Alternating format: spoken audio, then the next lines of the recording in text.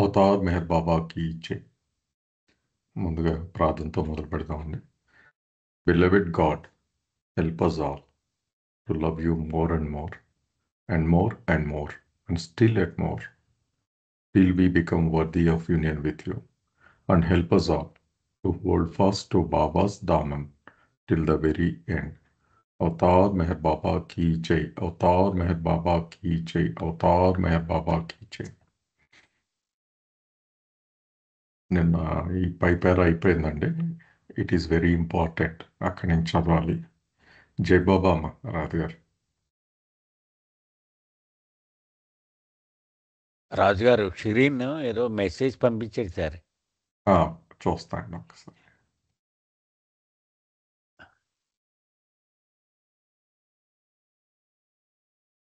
Couple of clarifications based on yesterday's content. 174 third para. Please discuss as time permits. If the first three gas-like forms have no evolution, what is driving the soul's progression in the first three forms and transition to fourth gas-like form? Baba states evolution begins in the fourth gas-like form. Does the drop soul carry the same bubble around it until the fourth gas-like form?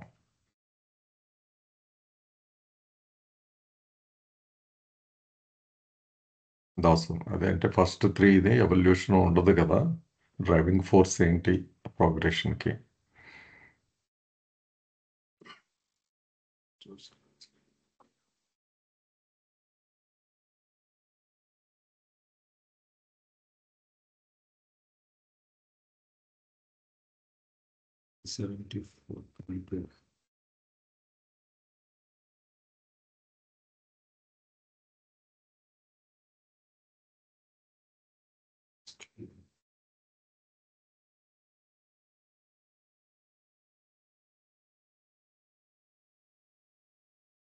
The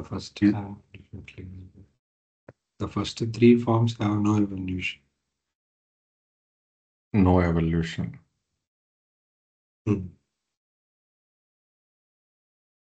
అయితే ఇక్కడ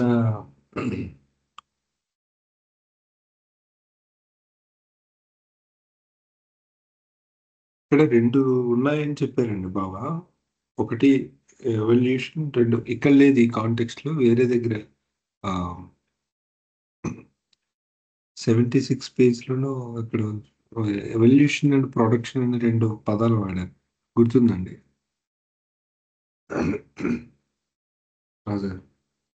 చెప్పండి. Production రెండో పదం.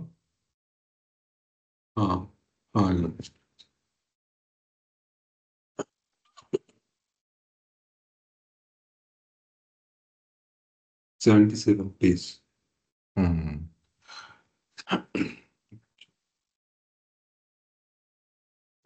The whole creation has come out of nothing. Out of nothing, two things have emerged: evolution and production. Out of the nothing, 7 stages of gas came into being. అంతే కదండి, ఇదే కదా మనకు చెప్పి. The 7th evolved state is hydrogen. So ఇదంతా match అవుతుంది. Out of this 7th gaseous state, evolution and production came into being అని చెప్పారు. 7th gaseous state నుండే ఈ రెండు డెవలప్ అయ్యాయని చెప్పడం జరిగింది. అంటే అయితే ఇక్కడ ఇంకా స్పష్టంగా ఏం చెప్పారంటే 7th కాదు 4th నుండి అని అక్కడ చెప్పడం జరిగింది కదా. ఇక్కడ 7th అని వాడారు, 4th నుండి అని వాడారు.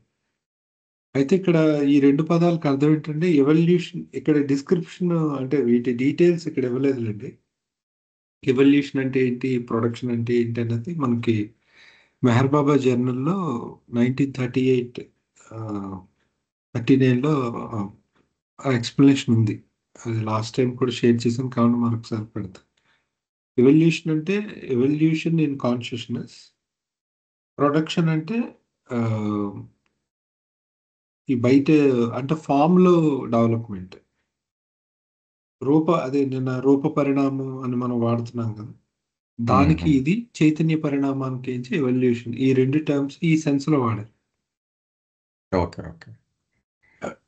అయితే ఇక్కడ రాయడం ఏంటంటే హైడ్రోజన్ సెవెంత్ గ్యాస్ వచ్చిన తర్వాత ఈ ఈ రెండు స్టార్ట్ అయ్యాయని రాశారు. కానీ ఇప్పుడు మనం చదువుతున్న దగ్గర ఏంటంటే ఫోర్త్ స్టేజ్లోనే ఫోర్త్ గ్యాస్ ఫామ్ దగ్గరే మనకి ఎవల్యూషన్ స్టార్ట్ అయిందని అన్నారు.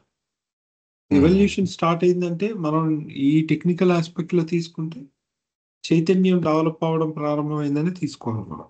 కరెక్ట్ కరెక్ట్ అండి, అబ్సల్యూట్లీ కరెక్ట్. అయితే తర్వాత చాలా చెప్పండి చెప్పండి చెప్పండి లక్ష్మణ్. అయితే ఈలోగా ఒకే ఫామ్ ఉందా, ఇది ఫస్ట్ గ్యాస్ నుండి థర్డ్ గ్యాస్ వరకు, లేకపోతే ఫామ్ కూడా చేంజ్ అవుతుందా అనేది మళ్ళీ అక్కడ గెస్ వర్కే చేయాల్సి వస్తుంది. ఇప్పుడు ఒకే ఫామ్ ఉంది అనుకున్నప్పుడు అతను 3 గ్యాసెస్ అని చెప్పరు, ఎందుకంటే 3 లెవెల్స్ అని చెప్పారంటే డెఫినెట్ గా అక్కడ ఏదో ఒక గ్రోత్ అయితే జరుగుతుంది. మళ్ళీ ఇవాల్వ్ అనే వర్డ్ నేను వాడలేకపోతున్నాను. అక్కడ ఏదో ఒక ఒక పెరుగుదల అయితే జరుగుతుందా, ఒక చేంజ్ జరుగుతుందా, మార్పుతో కూడిన పెరుగుదల జరుగుతుంది. అది అయితే ఇంకో ప్రాబ్లం ఉంది. అంటే దాని డిస్క్రిప్షన్ ఇప్పుడు ఇక్కడ లేదు, కానీ ఆ మెహర్ బాబా జనం ఈ ప్రొడక్షన్ అనేది ఎవల్యూషన్ మీద డిపెండ్ అయి ఉంటుంది. ఇప్పుడు చూడండి అతను అక్కడ రాశారు, ఒకటి చైతన్యంలో పెరుగుదల ఉంటేనే మీకు ప్రొడక్షన్ లో కూడా పెరుగుదల ఉంటుంది. అందుకే మనం ఈ రూపాలు మారుతున్నాయి, గ్యాసెస్ నుండి స్టోన్స్ నుండి మెటల్స్, ఈ ఫార్మ్స్ అవి మారుతున్నాయంటే లోపల చైతన్యంలో కూడా ఎదుగుదల ఉంది కాబట్టి. అయితే ఎవల్యూషనే స్టార్ట్ అయ్యింది. ఈ పాయింట్ ఇక్కడ వదిలేయండి. మనం ఇప్పుడు ప్రెసెంట్ ఉన్న కరెంట్ పేరా దగ్గరికి వెళ్తే ఫోర్త్ దగ్గర స్టార్ట్ అయిందని అన్నారు కాబట్టి మళ్ళీ అక్కడికి వెళ్తున్నాను. 70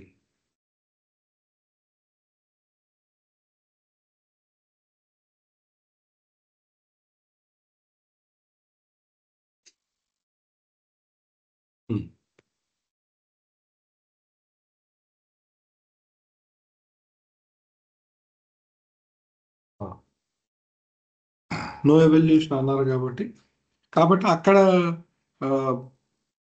ఖచ్చితంగా ప్రొడక్షన్ కూడా జరిగి ఉండదు.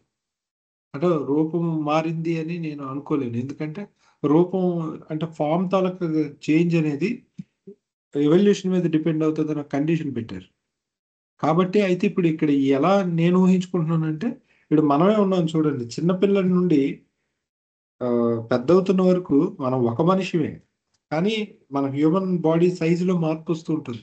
చిన్నపిల్లడు ఏదో ఎంత ఉంటాడు, 2-3 అడుగులు, లేకపోతే అదే ఒక 1 feet దగ్గర మొదలు పెడితే అలా పెరుగుతాడు కదా అబ్బాయి. సో ఇప్పుడు అలాగని చెప్పి వేరే రూపమో లేకపోతే వేరే ఫామ్ తీసుకోలేదు. అదే మనిషి సంవత్సరాలు గడుస్తున్న కొద్దీ మనిషి పెరుగుతూ ఉంటాడు. ఆ డెన్సిటీ కూడా పెరుగుతుంటది కదా బాడీది, అతను ఆక్రమించే స్పేస్ అనుకునే ఏదైనా. కానీ అతను మన బాల్యావస్థ, ఇది యవనావస్థ, కౌమారం అంటే టీనేజ్ అని, లేకపోతే ఇన్ఫాంట్ తో మొదలుపెట్టి చైల్డ్, ఇలా పేర్లు పెట్టుకుంటూ ఉన్నాం. ఒక అడల్ట్ అని అన్నాం.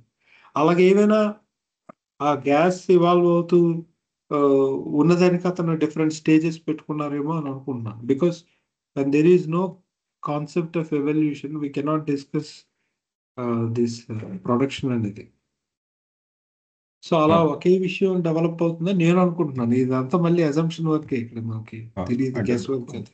అంటే దోస్ అది క్వశ్చన్. నేను అంటే 1, 2, 3 ఒకదాని తర్వాత ఒకటి ఎవాల్వ్ కాకుండా ఒకేసారి 3 కూడా సైమిల్టేనియస్లీ 3 prongs అన్నారు కదా, వచ్చేసినాయి 3 ఫిజికల్ ఫామ్లో, ప్రొడక్షన్లో, మీరన్న సోకాల్డ్ ఫార్మ్స్లో, గ్యాస్ లైక్ ఫార్మ్స్.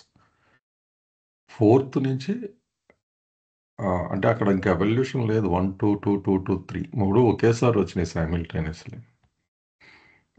అలా అనుకోవచ్చా? శ్రీని అడిగిన దానికి అలా అడిగారా అతను? Yet this form is very first cross form that emerges simultaneously. If the first 3 gas-like forms have no evolution, what is driving the soul's progression in the first 3 forms and transition to 4th gas-like? దాని details దాని details అయితే లేవండి. నేనైతే ఇలా అర్థం చేసుకున్నాను. మళ్ళీ ఇంకా ఎవరి థాట్స్ చెప్పడం. అంటే మనం అంటే ఇది పలానాది లక్ష్మణ్ ఏదైనా చెప్పండి. లక్ష్మణ్ ఒకటే డ్రైవింగ్ ది ఫోర్స్ ఎప్పుడు కూడా విల్ టు బి కాన్షియస్సే కదా. అవునండి. అవును. Will to be conscious is the driving force throughout. Um. అది 3 నుంచి 4కు రావాలన్నా, 4 నుంచి 5కు రావాలన్నా, ఎవల్యూషన్ నడాలన్నా, ఏదైనా సరే ఆ, రీఇన్కార్నేషన్ నడాలన్నా, వి- ఇన్వల్యూషన్ అన్నిటికీ రావాలని విమ్మే ఇవన్నీ కారణం. అన్నిటికీ విమ్మే అది కారణం. అది అయితే అది బహుశా ఇప్పుడు బాబా చెప్తున్నట్టుగా ఆ ఫోర్త్ గ్యాస్ లేక్ ఫామ్ దగ్గరకు వచ్చాక ఎవల్యూషన్ స్టార్ట్ అయిందంటే అంతవరకు అది ఏ రకమైన గ్రోత్ చూపించిన అదంతా విమ్ ప్రకారమే జరిగిందని చెప్పుకోవాలి. అయితే ఇంకోటి ఏంటంటే లాస్ట్ టైం కూడా డిస్కస్ చేసుకున్నాం. గ్రాస్ లోకి వచ్చింది అంటే ఖచ్చితంగా మెంటల్ సెటిల్ దాటే వస్తుంది. కానీ అవి అసలు ఇక్కడ మాట్లాడటం లేదు కూడా బాబా. ఉమ్. ఎందుకంటే ఇవన్నీ షాడో బేస్డ్ కదా. ఖచ్చితంగా మెంటల్ వచ్చి ఉంటుంది. మెంటల్ నుండి సెటిల్ నుండి గ్రాస్. అయితే అదే మన అవన్నీ అబ్జర్వేషన్ అవన్నీ లేటెంట్గా ఉండిపోయి ఉంటాయి అంతే. లేటెంట్ గా ఉన్నాయి. కాబట్టి ఆ గ్రాస్ లో కూడా ఒక థర్డ్ లెవెల్ వచ్చిన తర్వాతే ఫోర్త్ లెవెల్ వచ్చిన తర్వాతే మన ఎవల్యూషన్ అనే కాన్సెప్ట్ కూడా బిగిన్ అయింది. అది అంటే ఒక ఫోర్త్ ఫామ్ నుంచే ఎవల్యూషన్ అనేటువంటిది మనకి నోటీసబుల్ అయ్యింది అనమాట. మనం స్టడీ చేయడానికి మొదలైంది అంతే కదా. అవును. అప్పటి వరకు మనకి లేటెంటేనే అనుకోవాలి అంతే. అంతే. అలా అనుకోవాలి. అంటే ఆ, జరుగుతుంది గానీ మనం నోటీస్ అందుకే ఇక్కడ ఓ మాట కూడా అన్నారు. ఫోర్త్ నుండి ఇక్కడేది ఇక్కడ word the next 3 forms may come within the scope of our imagination అది అది and may be correct. Described as semi gaseous and semi material forms అని అన్నారు అది కాబట్టి అది అంతే. బహుశా అక్కడ నుండి బాబా కౌంటింగ్ స్టార్ట్ అయ్యి ఎవల్యూషన్ బిగిన్స్ ఫ్రమ్ ద ఇక్కడ మాట వాడడం జరిగిందేమో అనుకుంటున్నాను. అదే ఇట్ బికమ్స్ నోటీసబుల్. మరి అక్కడ నుండి వాడారు. అలా అనుకుంటే సరిపడదు. ఓకే. ఓకే. జై బాబా అండి. మరి ఇక్కడ ప్రొడక్షన్ లో మనము బాడీస్ ఏమో అనుకుంటున్నప్పుడు మరి సంస్కారాస్ ఎక్కడొస్తాయి? ఆ స్టేజ్ లో సంస్కారాస్ ఫామ్ అవ్వవా? సంస్కారం మొట్టమొదటి విముతోటే వచ్చిందని చెప్పారు కదమ్మా బాబా. అవునండి. మరి ఇంకా అంటే పెరుగుదల ఉండదా సంస్కారాస్? అది అలా స్లోగా మల్టిప్లై అవుతూనే ఉంటుంది కదా. So that also goes on simultaneously. ఎందుకంటే సంస్కారం లేకపోతే ఫామ్ లేదు కదా. ఫామ్ లేకపోతే వరల్డ్ లేదు. ఇదంతా లింకేజ్ అని చెప్పుకుంటూ వచ్చారు కదా బాబా. అవునండి. సో అవును. గేషియస్ ఫామ్ లో కూడా జరుగుతూ ఉంది నేను. ఉమ్.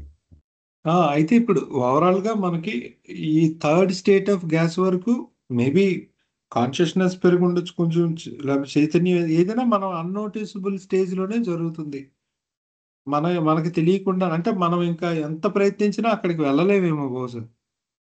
అందుకు అందుకే అతను బాబా ఒక మాట నుంచి మొదలెట్టారు. ఈ హ్యూమన్ కాంప్రహెన్షన్ హైడ్రోజన్ నుంచే మొదలవుద్ది, అంతకుముందు కెపాసిటీ సరిపోదు అని అన్నారు కదండి. అలా అంటూ ఇప్పుడు చూసారా ఈ పారాగ్రాఫ్ లో అట్లీస్ట్ ఇంకా అతను ఫోర్త్ కైనా వెళ్ళారు. ఇంకా అవును. అంటే బహుశా మరి ఇంకా హైడ్రోజన్ కంటే ఏమైనా కొంచెం 2 స్టెప్పులు ముందుకు వేసి చెప్తున్నారు. ఫోర్త్ ఫిఫ్త్ 3 స్టెప్పులు సిక్స్త్ కదా ఫోర్త్ నుండి అన్నారు. అవును. అవును. అయితే ఇంకో ఎక్స్ప్లెనేషన్ ఉందండి మనకి. ఆ, అదేంటంటే early messages to the west అని ఓ బుక్ ఉంది మనకి. వాట్ పాక్స్ కంపైల్ చేసి ఆ మధ్య పబ్లిష్ చేశారు కొన్ని ఇయర్స్ బ్యాక్. అందులో బాబా 1930s లో how it first all time happened. West వెళ్ళేటప్పుడు వాళ్ళతో ఒక మూవీ తీయాలని చెప్పి హౌ ఇట్ ఆల్ హ్యాపెండ్ అనే టాపిక్ మీద చాలా డీటెయిల్స్ ఇచ్చారు. అందులో విమ్ వచ్చిన దగ్గర నుండి ఈ ఈ హైడ్రోజన్ మధ్యలో అసలు ఏం జరిగిందో కూడా అతను ఎక్స్ప్లెయిన్ చేశారు. చాలా డీటెయిల్స్ ఇచ్చారు. నెబ్యులా అంటే ఏంటి, అది ఎలా ఫామ్ అవుతుంది, అసలు ఆ, అసలు ఆ గ్యాస్ స్టేట్ అది ఎలాగా సాలిడిఫై ఎలా అవుతాయి, ఈ రాక్స్ ఎలా ఫామ్ అవుతాయి, అసలు ఈ హిల్స్ ఇవన్నీ ఎలా వచ్చాయి, అసలు భూమి ప్రారంభంలో ఇది ఎలా వచ్చింది. ఎందుకంటే ఆ లెవెల్లో జరిగింది కదా, ఇది ఒక డస్ట్ అని కాదు, ఇది ఇట్ హ్యాపెన్ సడన్లీ కదా హోల్ క్రియేషన్ అనేది.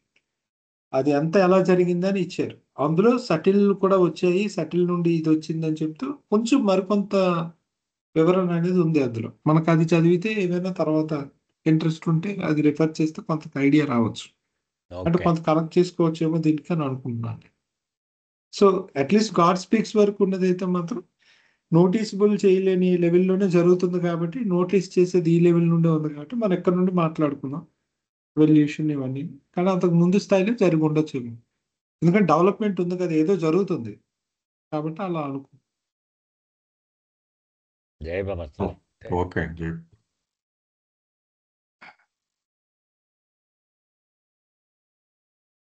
మా రాజుగారు ఉన్నారండి?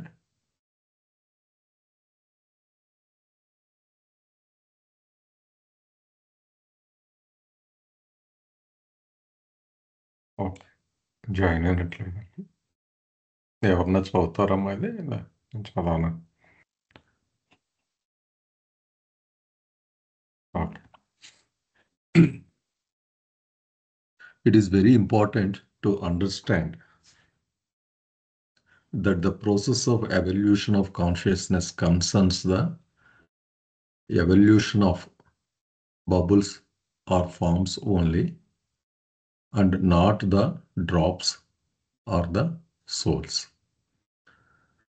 It is very important to understand that the process of evolution of consciousness concerns the evolution of bubbles or forms only, and not the drops or the souls. ఇక్కడ ఏం చెప్తున్నారంటే, నిన్న దాసు డీటెయిల్గా మనం డిస్కస్ చేసాం. డ్రాప్స్ ఏంటి, బబుల్ ఏంటి అన్నది. డ్రాప్ అంటే సోల్, అదే మొత్తం ప్రయాణం చేసేది ఫస్ట్ నుంచి చివరి దాకా.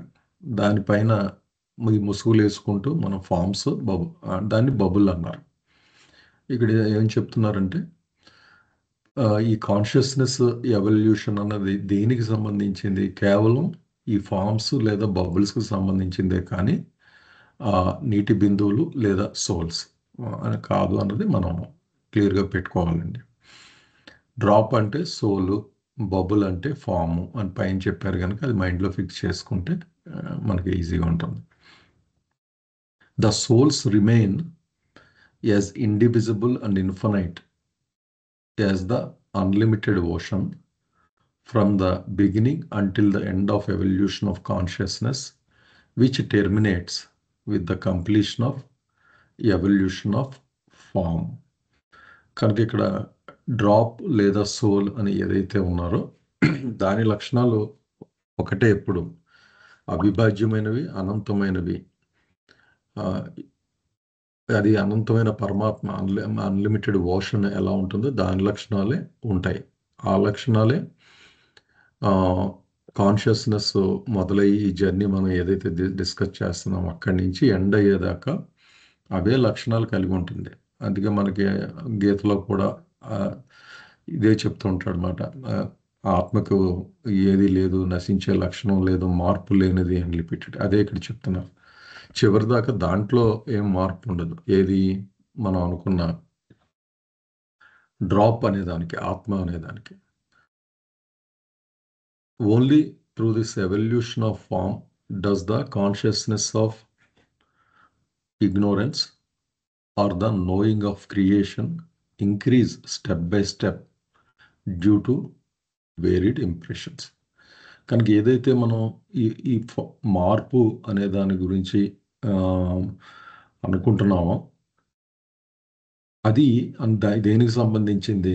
సోకాల్డ్ ఫామ్స్కి సంబంధించింది. Evolution of form does the consciousness of ignorance. Only through the evolution of form does the consciousness of ignorance or the knowing creation increase step by step due to varied impressions. కనుక ఏదైతే మనం ఈ సృష్టి అవగాహన తెచ్చుకోవడం, ఈ అజ్ఞానానికి సంబంధించిన చైతన్యం ఉండడం, అంటే మాయకి సంబంధించిన చైతన్యం ఉండడం, ఇవన్నీ కూడా ఈ ఫామ్కి సంబంధించినవే. అవి ఇంప్రెషన్స్ని బట్టి ఒకటొకటిగా పెరుగుతూ వెళ్తాయి అని చెప్తున్నారు. అంటే నిజంగా ఉన్న ఆత్మ ఏదైతే ఈ ముసుగుని వేసుకుందో దానికి ఏమీ సంబంధం లేదు. అంటే అది తొడుక్కుంది కనుక అలా ఉంటుంది, కానీ లోపల అది మాత్రం దాని లక్షణాలు అవి ఎప్పుడూ ఉంటాయి. అంటే ఇది అనంతమైన తత్వం కలిగి అవిభాజ్యంగా ఎప్పుడూ ఉంటుంది. And only in the human form can the individualised soul eventually realise the over soul or పరమాత్మ. అయితే ఇన్ని రూపాలు పొందుతూ చివరికి మానవ జన్మ పొందినప్పుడే అక్కడ చైతన్యం పూర్తిగా అభివృద్ధి చెందుతుంది. కనుక అది నేను పరమాత్మని తెలుసుకునే ఆ శక్తిని కలిగి ఉంటుంది. అక్కడే పాసిబుల్ అది. Only in the human form can individualized soul eventually realize the oversoul or Paramatma. As the soul is infinite, the consciousness of the soul must also become infinite. కనుక ఆత్మ అనంతమైనది కనుక ఆత్మకు సంబంధించిన చైతన్యం కూడా అనంతంగానే ఉండాలి. And because consciousness can become infinite only in human form, the human form is there for the final stage of evolution of form. అంటే అనంతంగా ఉండే చైతన్యం ఉంటుంది అని చెప్పారు కదా, ఆత్మ అనంతం కనుక మానవ దేహం ధరించేటప్పటికి చైతన్యం పూర్తిగా పరిణతి చెందుతుంది అనమాట, అనంత లక్షణాన్ని పుణికిపుచ్చుకుంటుంది. Human form is there for the final stage of evolution of form. కనుక ఇంకా అక్కడికి వచ్చిన తర్వాత ఈ ఈ పూర్తి చైతన్యాన్ని పొందింది కనుక ఇంకా అక్కడి నుంచి ఆ ఫామ్ అనే దాంట్లో మార్పు ఉండదు. అంటే మన ఇంతకుముందు ఆ లీప్ బౌండింగ్ అని చెప్పారు కదా, రాక్ నుంచి మెటల్ అలా మార్చుకుంటూ జంతువు హ్యూమన్ ఫామ్ వస్తుంది. హ్యూమన్ ఫామ్ దగ్గర ఆగిపోతుంది ఈ ఫామ్ అనేది, జస్ట్ రీఇన్కార్నేషన్ ప్రాసెస్ ఉంటుంది. కానీ ఇంకా లీప్ బౌండ్ అనే మళ్ళీ ఇంకో స్టేజ్కి వెళ్ళడం అనేది దానికి ఎందుకు ఆస్కారం లేదన్నది ఇక్కడ చెప్తున్నారు. ఎందుకంటే ఆ చైతన్యం అనేది పూర్తిగా ఏర్పడింది కనుక, పరిపూర్ణంగా ఉంది కనుక ఇంకా అవసరం లేదు అన్నది ఇక్కడ హైలైట్ చేస్తున్నారు. ఇక్కడ డిస్కస్ చేద్దామండి. ఏమన్నా ప్రశ్నలు ఉన్నాయండి దీని మీద?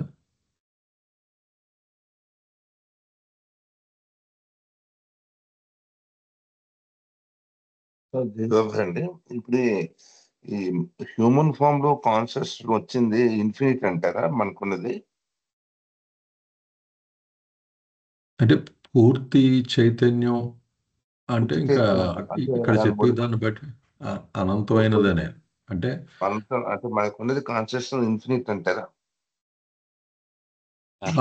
అవునండి. అవునండి, అదే అంటే అక్కడ ఈక్వేషన్ లాగా చెప్పారు కదండి, సోల్ ఈజ్ అనంతం కనుక కాన్షియస్నెస్ అనంతంగా ఉంటుంది.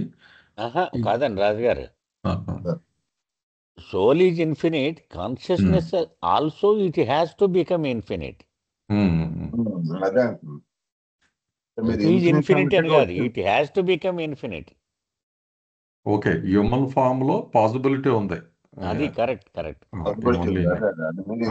మీనింగ్ అని వచ్చిందంటే ఇన్ఫినిట్ గా వచ్చేసినట్టుగా అనిపించింది అంత. అది ఇప్పుడు కాన్షియస్నెస్ మొట్టమొదట మనం ఎలా అర్థం చేసుకోవాలంటే అండి, కాన్షియస్నెస్ ఏమన్నారు? Consciousness of ignorance. అదే నడుస్తుంది. నోయింగ్ ఆఫ్ ది క్రియేషన్ ఇదే నడుస్తుంది ఎన్వల్యూషన్లోకి ఎంటర్ అయ్యే వరకు కూడా. ఎన్వల్యూషన్లోకి ఎంటర్ అయ్యే స్టేజ్లో ఈ ఇగ్నోరెన్స్ అబౌట్ ది క్రియేషన్ అనేటువంటిది నెమ్మదిగా అది రియాలిటీ కింద మారద్దు అనమాట. కాన్షియస్నెస్ ఆల్సో బికమ్స్ ఇన్ఫినిటీ ఎప్పుడు ఎన్వల్యూషన్లో పరాకాష్ఠ చేరినప్పుడు. అదే అయితే అదే అర్థమైంది రామారావు గారు అడిగింది క్వశ్చన్. ఇక్కడికి వచ్చేటప్పటికి ఆ పాసిబిలిటీ ఉంది హ్యూమన్ ఫామ్ లో చైతన్యం పరిపూర్ణ అదే అనంతం. And because consciousness can become infinite only in human form. అది అంటే కాన్షియస్నెస్ ఇన్ఫినిట్ అవ్వడం అంటే అర్థం ఏంటి? కాన్షియస్నెస్ మెచ్యూర్ అవ్వడం. మనం చదువుకున్నాం చూడండి, కాన్షియస్నెస్ కంప్లీట్ అవ్వడం ఫస్ట్ హ్యూమన్ బాడీకి వచ్చేటప్పుడు అయిపోద్ది. మెచ్యూర్ అవ్వడం మాత్రం ఎన్వల్యూషన్ ఎండ్లో జరుగుద్ది కదా. అంటే మెచ్యూర్ అవ్వడం అంటే ఏంటి? ఇంప్రెషన్స్ వదిలించుకోవడం కదండి. మనం చెప్పుకుంటూ ఇప్పుడు దాకా చెప్పుకుంటూ వచ్చాం ఇదంతా. సో అప్పుడు ఇన్ఫినిట్ అవుద్ది అన్నమాట కాన్షియస్నెస్. రియాలిటీ గురించి సంబంధించింది అవుద్ది కాన్షియస్నెస్. ఇప్పటి వరకు క్రియేషన్కి సంబంధించింది అవుద్ది. లేకపోతే క్రియేషన్కి సంబంధించి కాన్షియస్నెస్ ఏమంటాం? కాన్షియస్నెస్ ఆఫ్ ఇగ్నోరెన్సే అది, not consciousness of reality. Consciousness of reality అంటే ఇన్ఫినిట్ అయినట్టు. Lakshman, you please add. Sir Jayababu ఒక చిన్న డౌట్ సార్. మనం ఇలా అనుకోవచ్చండి, కాన్షియస్నెస్ ఇన్ఫినిట్ గానే ఉంది కానీ అవి సంస్కారాల చేత కప్పబడినప్పుడు అది అది ఇన్ఫినిట్ అని తెలుసుకోవట్లేదు అని అనుకోవచ్చు. సోల్కి ఎప్పుడు ఇన్ఫినిటే కదండి. అలాగంటే మనం కాన్షియస్నెస్ని మొట్టమొదటి ఏమనుకున్నాం? టార్చ్ లైట్, ఫోకస్ లైట్ తోటి పోల్చుకుని మొదలెట్టాం కదా. ఫోకస్ లైట్ దేని మీద పడితే అది వస్తుంది, క్రియేషన్ మీద పడితే క్రియేషన్ గురించే వస్తుంది ఫోకస్, ఆ అవేర్నెస్ కదా. అంతే కదమ్మా. అంటే మనం అర్థం ఇప్పుడు ఎగ్జాంపుల్ ఎవల్యూషన్ తీసుకురావాలి కదండి. స్టేజ్లోను రీఇన్కార్నేషన్ స్టేజ్లోను మనం ఇగ్నోరెన్స్ మీదే ఫోకస్ అయి ఉంటుంది కాన్షియస్నెస్ అంతా. అబౌట్ ది క్రియేషనే కదా. ఈ అవును. ఫోకస్ కనుక రియాలిటీ మీదకి వెళితే అప్పుడు రియాలిటీ గురించి మనకి వస్తుంది.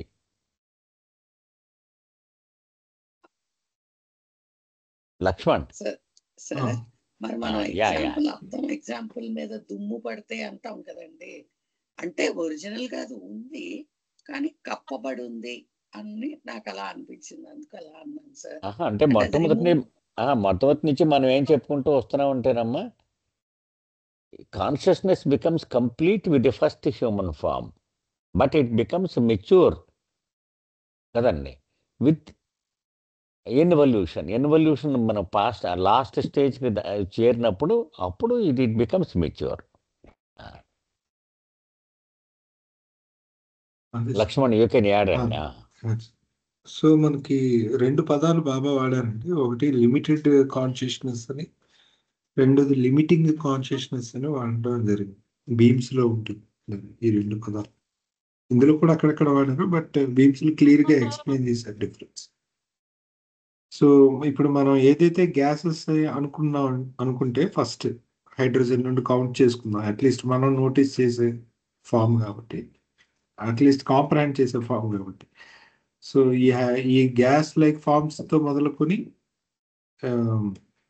ఫస్ట్ హ్యూమన్ ఫామ్ వరకు కాన్షియస్నెస్ అనేది మనకి డెవలప్ అవుతూ వస్తూ ఉంది. అది కాన్షియస్నెస్ ఎంతైతే డెవలప్ అవ్వాలంటే, ఒక గ్లాసులో ఒక జార్ తీసుకున్నాం అనుకున్నాం, అందులో వాటర్ ఎంత ఫిల్ చేయొచ్చు, జార్ ఎంత సైజ్ ఉందో అంత ఫిల్ చేయొచ్చు. అలాగే పూర్తిగా ఫిల్ చేస్తే జార్ ఇంకా వాటర్తో ఫిల్ అయిపోయిందంట, ఇంకా మరి లేదు, ఇంకా దాన్ని ఫిల్ చేయలేము కూడా, ఎందుకంటే చేసినా బయటకు వచ్చేస్తుంది. అలా ఎంత చైతన్యం ఎదగడానికి స్కోప్ ఉందో, ఇక్కడ మళ్ళీ ఎదగడం అంటే ఇంకో విషయం కూడా చెప్తున్నా, బాబా దగ్గర వాడారు. ఎదగడం అంటే ఇదేదో డెవలప్ అవడం కాదు, అన్ఫోల్డ్ అవ్వడం అని. అంటే ఆల్రెడీ ఉంది, అది మేనిఫెస్ట్ అవుతూ ఉందన్నమాట. ఇంకా టెక్నికల్ గా క్లియర్ గా మాట్లాడుకుంటే మొత్తం కాన్షియస్నెస్ అని దానికి ఎగ్జాంపుల్ కూడా చెప్తున్నాం. ఒక ఒక చిన్న యువతల మీరు ఒక బెలూన్ పెట్టి, ఒక చిన్న హోల్ పెట్టి యువతల బెలూన్ ఇటు సైడ్ నుండి లాగుతున్నాం అనుకోండి, కొద్ది కొద్దిగా బయటికి ఇది డెవలప్ అవుతున్నట్టుగా ఉంది, కానీ లోపల అక్కడ పూర్తిగా డెవలప్ అయిపోయింది, ఇటు సైడ్ మేనిఫెస్ట్ అవుతుంది కొంచెం కొంచెం.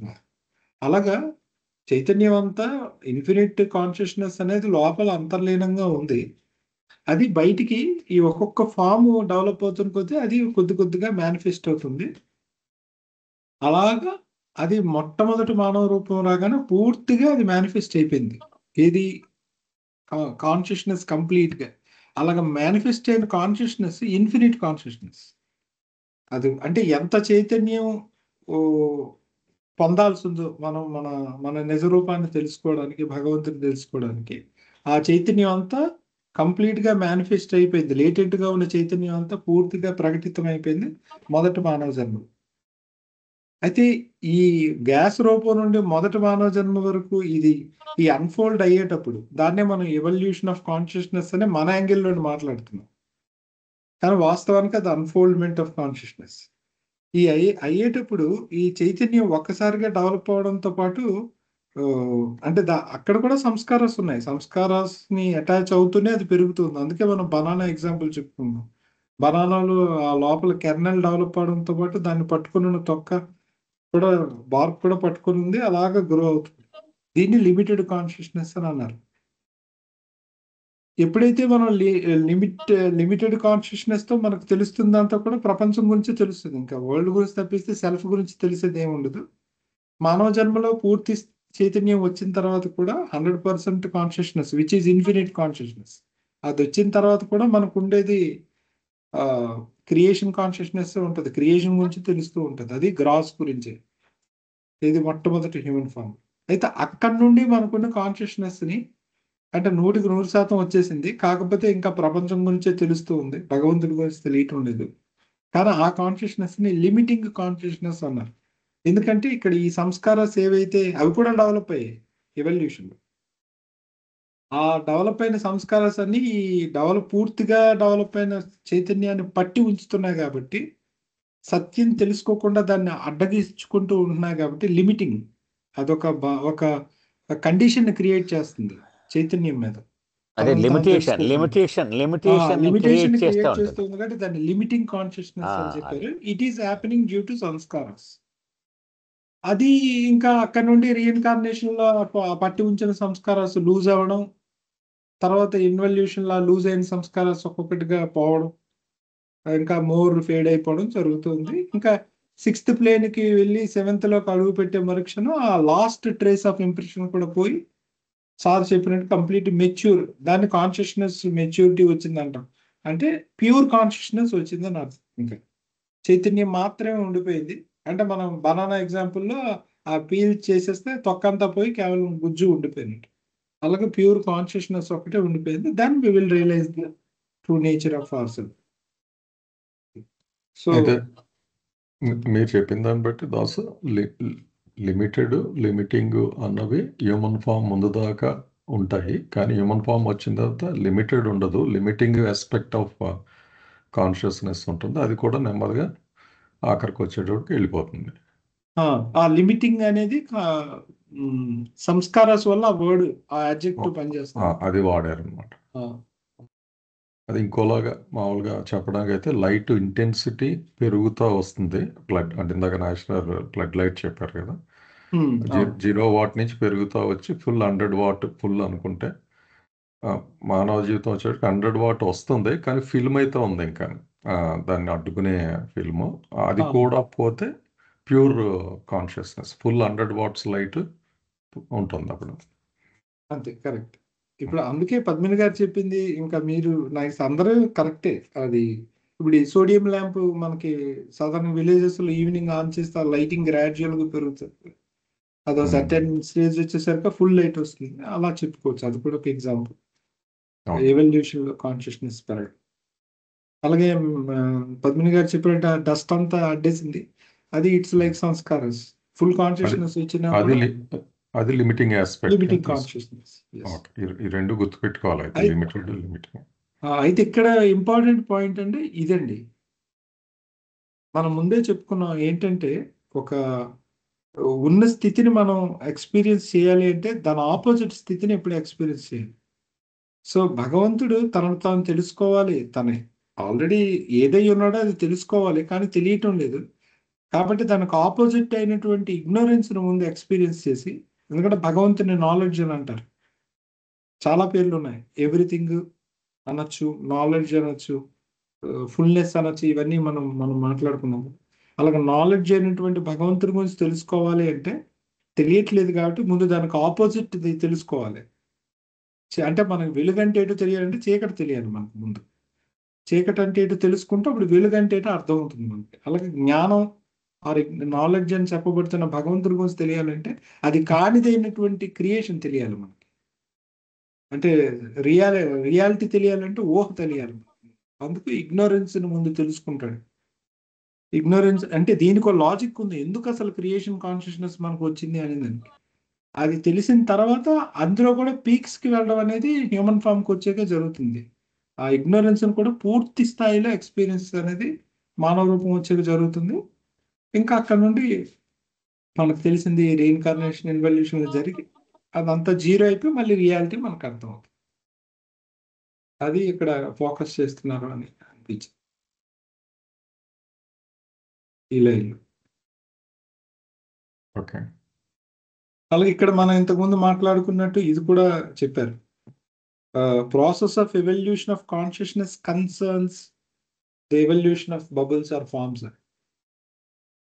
సో ఈ ఫార్మ్స్ అనేది always it depends on consciousness. అదే ఇంతకుముందు ప్రొడక్షన్ ని, దీనికి ప్రొడక్షన్ అనే వర్డ్ కూడా వాడడం జరిగింది బాబు. ఎవల్యూషన్ ఆఫ్ ఫార్మ్స్ అంటే రూప పరిణామం, ఎవల్యూషన్ ఆఫ్ కాన్షియస్నెస్ అంటే చైతన్య పరిణామం.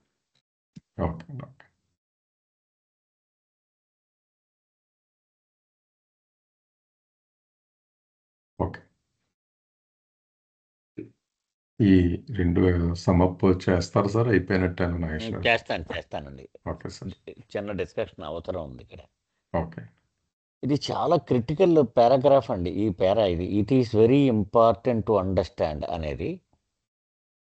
యాక్చువల్గా గాడ్ స్పీక్స్ మొత్తం బుక్ అంతా చూసుకుంటే ఎవల్యూషన్ ఆఫ్ సోల్ అని ఎక్కడ చెప్పలేదు Baba. Evolution of the consciousness of the soul అనే చెప్పుకుంటూ వచ్చారు కదండి. ఎందుకంటే ఫస్ట్ చాప్టర్లోనే బాబా ఏమన్నారు, సోల్ నెవర్ చేంజెస్ అన్నారు. మరి చేంజ్ అయ్యేది ఏంటి? ఎవల్యూషన్ అంటే ఏంటి? చేంజ్. ఎవల్యూషన్ అంటే change from one form to another, అంటే ఫర్ బెటర్మెంట్ అనమాట. అదే కదా అసలు ఎవల్యూషన్ డెఫినేషన్కి అయితే change for improvement. Evolution definition చూస్తే కనుక మరి సోలు చేంజ్ అయ్యే పరిస్థితి లేదన్నారు. మరి ఏమిటి చేంజ్ అవుతుంది? Consciousness of the soul. అది అలాగే మీకు ఐవి డ్యూస్ చాలా ఎక్కువ చెప్పుద్ది ఆవిడ. What am I doing here అని ఒక చిన్న బుక్ ఉందండి, మీరు ఎవరన్నా చూసారు లేదా? లక్ష్మణ్ మీరు చూసుకుంటారు కదా. What am I doing here ఒక చిన్న బుక్ ఉంది, చూసాను, బాగుంటాయి. అది ఐవి డ్యూస్ రాసింది. అది అందులో చెప్పుద్ది అనమాట. Charles Darwin origin of species అనే బుక్లో ఈ ఫార్మ్స్ ఎలా చేంజ్ అయ్యో చెప్పుకుంటూ వచ్చాడు. ఈ రకరకాల ఫారాలు అంటే ఈ ఎవల్యూషన్ అనేటువంటిది డిస్కస్ చేశాడు అక్కడ. ఈ స్టోను, మెటలు, ఇవన్నీ అంటే బాబా చెప్పిన ఆర్డర్లోనే లేకపోవచ్చు కాక, బట్ అతను డిస్కస్ చేసాడు అంతా చాలా. అది వరల్డ్లో పెద్ద రెవల్యూషన్ చేసింది కూడా అది. అంటే ఇవన్నీ ఇన్ని రూపాలు ఊరకనే వాటికి యాక్సిడెంట్గా ఏర్పడలేదు, ఒక పెద్ద లాజిక్ ఉంది అని అందులో ఆరిజిన్ ఆఫ్ స్పీసీస్లో అతను చార్లెస్ డార్విన్ అది వరల్డ్ అంతా చాలా షాక్కి గురైంది. అంటే ఈ వరల్డ్ అంతా పెద్ద సీక్వెన్స్లో నడుస్తుందా, వాటికి అవి ఇలా యాక్సిడెంటల్గా రాలేదా ఇవి అనేటువంటిది యాక్సెప్ట్ చేసింది వరల్డ్. కానీ how it all happened explain చేశాడు. But why this evolution is necessary అన్నది ఒక బాబా మాత్రమే ఆన్సర్ చేశాడు అని ఆవిడ ఐబీ జ్యూస్ చెప్పుద్ది అనమాట దానిలో. Why? Because consciousness needs to be evolved, all these forms have evolved అని అక్కడ బాబా మాత్రమే దానికి ఆన్సర్ చేశారు అని ఆ ఐబీ జ్యూస్ చెప్పుద్ది అనమాట అక్కడ. అది ఇక్కడ ఈ పేరాలో బాబా చెప్తున్నారు. It is very important to understand that the process of evolution of consciousness concerns the evolution of forms only. అది అయితే ఒక గాజు పాత్ర తీసుకొని దాని నిండా నీళ్లు నింపి కింద ఇగ్నైట్ చేసామనుకోండి, వెలిగించామనుకోండి స్టవ్ని, అప్పుడు మనకి బబుల్స్ కింద నుంచి ఇలాగ ఏర్పడి పైకి వెళ్ళడాన్ని మనం చూస్తూ ఉంటాం కదా. అదేవిధంగా పరమాత్మ అనేటువంటిది ఒకటే అయినటువంటి పరమాత్మలో ఈ ఆత్మలన్నీ దానిలో ఉన్నాయి, అవే డ్రాప్స్ అన్నారు. సో ఈ కింద నుంచి విల్ టు బి కాన్షియస్ అనే దాన్ని కనుక మనం ఆ స్టవ్ వెలిగించడంతో పోలిస్తే, వెలిగించగానే బబుల్స్ ఏర్పడినాయి, ఆ బబుల్స్ ప్రయాణం చేస్తున్నాయి కింద నుంచి పైదాకా కదా. అలాగే ఇక్కడ బాబా ఏం చెప్తున్నారంటే ఈ డ్రాప్స్లో ఏమీ ఎవల్యూషన్ లేదు, ఈ డ్రాప్ చుట్టూ ఏర్పడిన బబుల్లోనే ఎవల్యూషన్ ఉంది. మొట్టమొదటి నుంచి చివరి వరకు సోల్స్ అన్నీ కూడా పరమాత్మతో ఏకం అయ్యే ఉన్నాయి, అవన్నీ కూడా ఇండివిజువల్గా ఉన్నాయి అనేది ఆ ఫస్ట్ పేరాలో బాబా చెప్పారు. అది ఈ సెకండ్ పేరాలో బాబా ఏం చెప్తున్నారంటే ఈ కాన్షియస్నెస్ పెరిగే కొలది కూడా ఈ నోయింగ్ ఆఫ్ ది క్రియేషన్ అనేటువంటిది పెరుగుతూ ఉంటుంది. ఈ నోయింగ్ ఆఫ్ ది క్రియేషన్ని ఇగ్నోరెన్స్ అన్నారు బాబా. ఇగ్నోరెన్స్ని డెఫినేషన్ ఏమన్నారంటే knowledge of the creation. Knowledge of the క్రియేషన్నే ఇగ్నోరెన్స్ అన్నాము కదా. సో క్రియేషన్ గురించి తెలుసుకోవడం అంటే ఇగ్నోరెన్స్ ఇది. సో ఫస్ట్ హ్యూమన్ ఫారం వచ్చేటప్పటికి ఈ ఇగ్నోరెన్స్ పరాకాష్ఠకి చేరద్దు అనమాట ఇది కదా. అంటే వాడికి కాన్షియస్నెస్ ఫుల్గా డెవలప్ అయింది. అది ఇక్కడి నుంచి నెమ్మదిగా ఇందాక చెప్పుకున్నట్టుగా మనము ఈ సంస్కారాలని ఖర్చు చేసి నెమ్మదిగా సంస్కారాలను వదిలించుకొని అంతర్ముఖ ప్రయాణము స్టార్ట్ చేసి అప్పుడు దానిలో పరాకాష్ఠ స్థితికి చేరినప్పుడు ఈ కాన్షియస్నెస్ ఇన్ఫినిట్ అవుతుంది, అంటే రియాలిటీని చూడగలుగుతుంది. అది ఈ రెండు పేరాల్లో ఇదండి క్లుప్తంగా బాబా డిస్కస్ చేసింది. Yes sir. జయో సార్. ఏవో సార్. ఏమన్నా ప్రశ్నలు ఉన్నాయండి? ఎక్స్ప్లెనేషన్ అంటే మీరు పాయింట్ అన్నారు సార్, హ్యూమన్ ఫామ్ వచ్చేటప్పుడు ఇగ్నోరెన్స్ పరాకాష్ఠకు చేరుతుంది అంటే మన ఇన్క్విజిటివ్నెస్, ప్రపంచాలన్నీ తెలుసుకోవాలనే ఆ బ్రాడర్ ఇది అంతా కూడా దాని లక్షణాలు అంటారా? అంటే ఈ కాన్షియస్నెస్ ఫోకస్ ల్యాంప్ 100% ఇది డెవలప్ అయిపోయింది కదండి ఇక్కడ. ఆ, అది సో మోటివేషన్. డెవలప్ అయిపోయింది, కానీ ఇదంతా ఈ గ్రాస్ మీదే ఫోకస్ అయి ఉంది. It is conscious of the sanskaras. Baba చెప్పారు కదా, యాక్చువల్గా నేను భగవంతుడిని అని చెప్పాలి ఫస్ట్ మానవుడే, కానీ వాడి కాన్షియస్నెస్ అంతా కూడా వాడు పోగైన సంస్కారాల మీద లగ్నమైపోయి ఉన్న కారణంగా నేను నాగేశ్వరరావుని, నేను రమణీరాజుని అంటున్నాడు. సో ఈ నాలెడ్జ్, ఈ ఫోకస్ మొత్తం అంతా కూడా ఈ క్రియేషన్ తెలుసుకోవడానికి వాడతాడు వీడు అవునండి. కదా. కాబట్టి ఇదంతా ఈ గ్యాదర్ చేసేదంతా పనికిరాని పరిజ్ఞానం అవుతుంది, రియాలిటీకి సంబంధించి లేదు కదా. ఈ సంస్కారాల మీద లగ్నమైపోయి ఉంది కాబట్టి ఈ సంస్కారాలన్నీ తొలగిపోతే వాడు రియాలిటీ మీదే ఫోకస్ అయి ఉండేది కదా. అదే అది ఆ angle. Laxman, you can add అండి ఇఫ్ యూ వాంట్ ఎనీథింగ్. లేదు సార్, రిపీట్. ఓకే, నెక్స్ట్ ఇంకో పేరా ఉందండి. Only through this evolution of, ఇది అయిపోయిందా?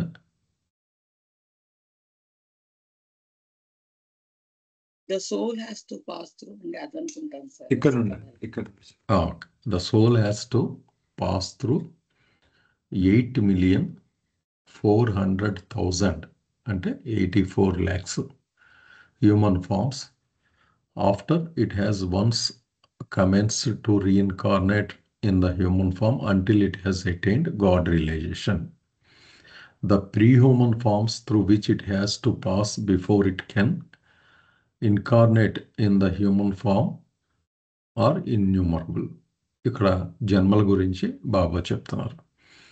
ఒకసారి మానవ జన్మ ఎత్తిన తర్వాత తను భగవంతుడు అని తెలుసుకునే ఆ ప్రయాణం ఏదైతే ఉందో వీటి మధ్యన 84 లక్షల జన్మలు ఉంటాయి అన్నది చెప్తున్నారు.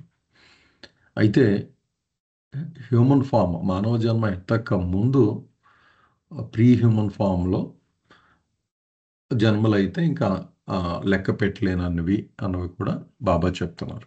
ఒక్క మానవ జన్మలోనే మానవ రూపం వచ్చిన తర్వాత 84 లక్షలు ఉంటాయి భగవంతుడు, తను భగవంతుడు అని తెలుసుకునేదాకా ప్రయాణంలో. అంటే దాని ముందు కూడా ఇంకా ఉన్న జన్మలు మనం లెక్క పెట్టలేం, ఇన్యూమరబుల్ అంటే కౌంట్ చేయలేం బేసికల్లీ.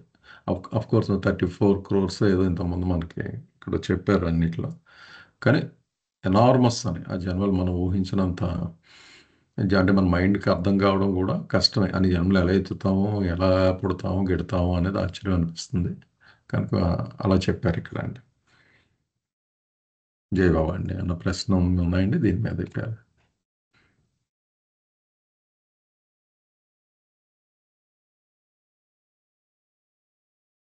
ఓకే, ఇది సమప్ చేసేయండి సార్, దీంతో అయిపోతుంది.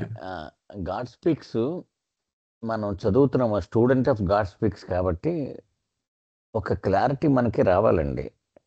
బాబా లిటరేచర్లో ఈ నెంబర్స్ అనేక రకాలుగా కనపడుతూ ఉంటాయి మనకి, కానీ గాడ్ స్పీక్స్లో బాబా ఏం చెప్పారు? టెక్స్ట్ ఆఫ్ గాడ్ స్పీక్స్లో ఒకసారి మానవ జన్మ ఎత్తాక మానవుడిగా రీఇన్కార్నేట్ అయ్యేది 84 lakhs అని ఖచ్చితంగా చెప్పారు బాబా. అయితే మానవ జన్మకు ముందు ఎన్ని జన్మలు అనేటువంటిది ఇన్యూమరబుల్ అన్నాడు. ఇది గుర్తుపెట్టుకోవాలి మనం ఎప్పుడు కూడా, ఎందుకంటే గాడ్ స్పీక్స్ ప్రకారము బాబా చెప్పిన నెంబరు ఇది. కానీ ఇతర పుస్తకాల్లో రకరకాలుగా చెప్పడం జరిగింది. ఇది Lakshman, you please throw some light on this అండి. ఎందుకంటే నథింగ్ అండ్ ఎవ్రీథింగ్ ఆ పుస్తకాల్లో ఏం చెప్పారంటే ప్రతి కింగ్డమ్లోనూ కూడా 84 lakhs అని చెప్పారు. am I right Lakshman? అవును సార్, నథింగ్ అండ్ ఎవ్రీథింగ్ లో ఉంది. నథింగ్ అండ్ ఎవ్రీథింగ్లో ప్రతి కింగ్డమ్లోనూ 84 lakhs, కానీ గాడ్ స్పీక్స్లో బాబా చెప్పలేదన్నమాట. అది మనం చెప్పినప్పుడు చాలా క్లియర్గా చెప్పాలన్నమాట. ఫలానా పుస్తకంలో ఇలాగ ఉంది, గాడ్ స్పీక్స్లో ఇలాగ ఉంది. ఎందుకంటే గాడ్ స్పీక్స్ ఫైనల్ అథారిటీగా తీసుకోమన్నారు కదా. కానీ గాడ్ స్పీక్స్లోనే ఫుట్ నోట్లో మనం స్లీప్స్ అండ్ డెత్స్ అని చదువుకున్నాం కదా మనం, ఇయరిచ్ ఇచ్చిన ఎక్స్ప్లెనేషన్లో. దానిలో ఏం చెప్పాడు, 50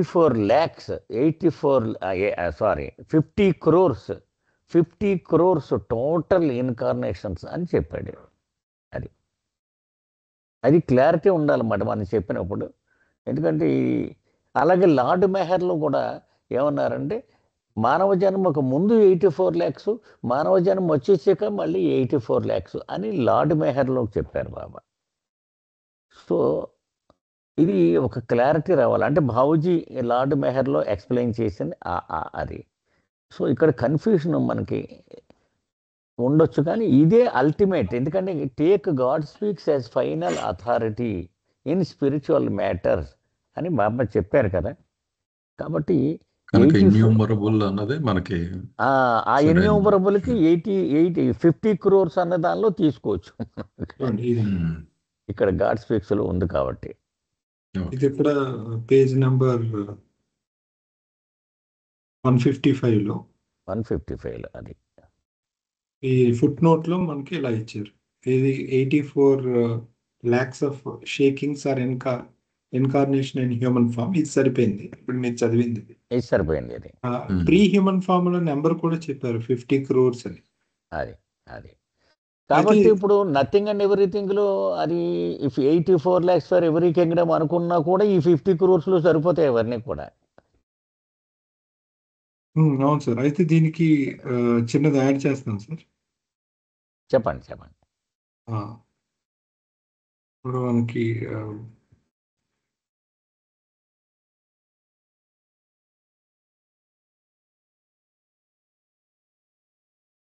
మనకి ఎంత 84 lakhs అన్నారు కదా, అంటే human form, pre human form,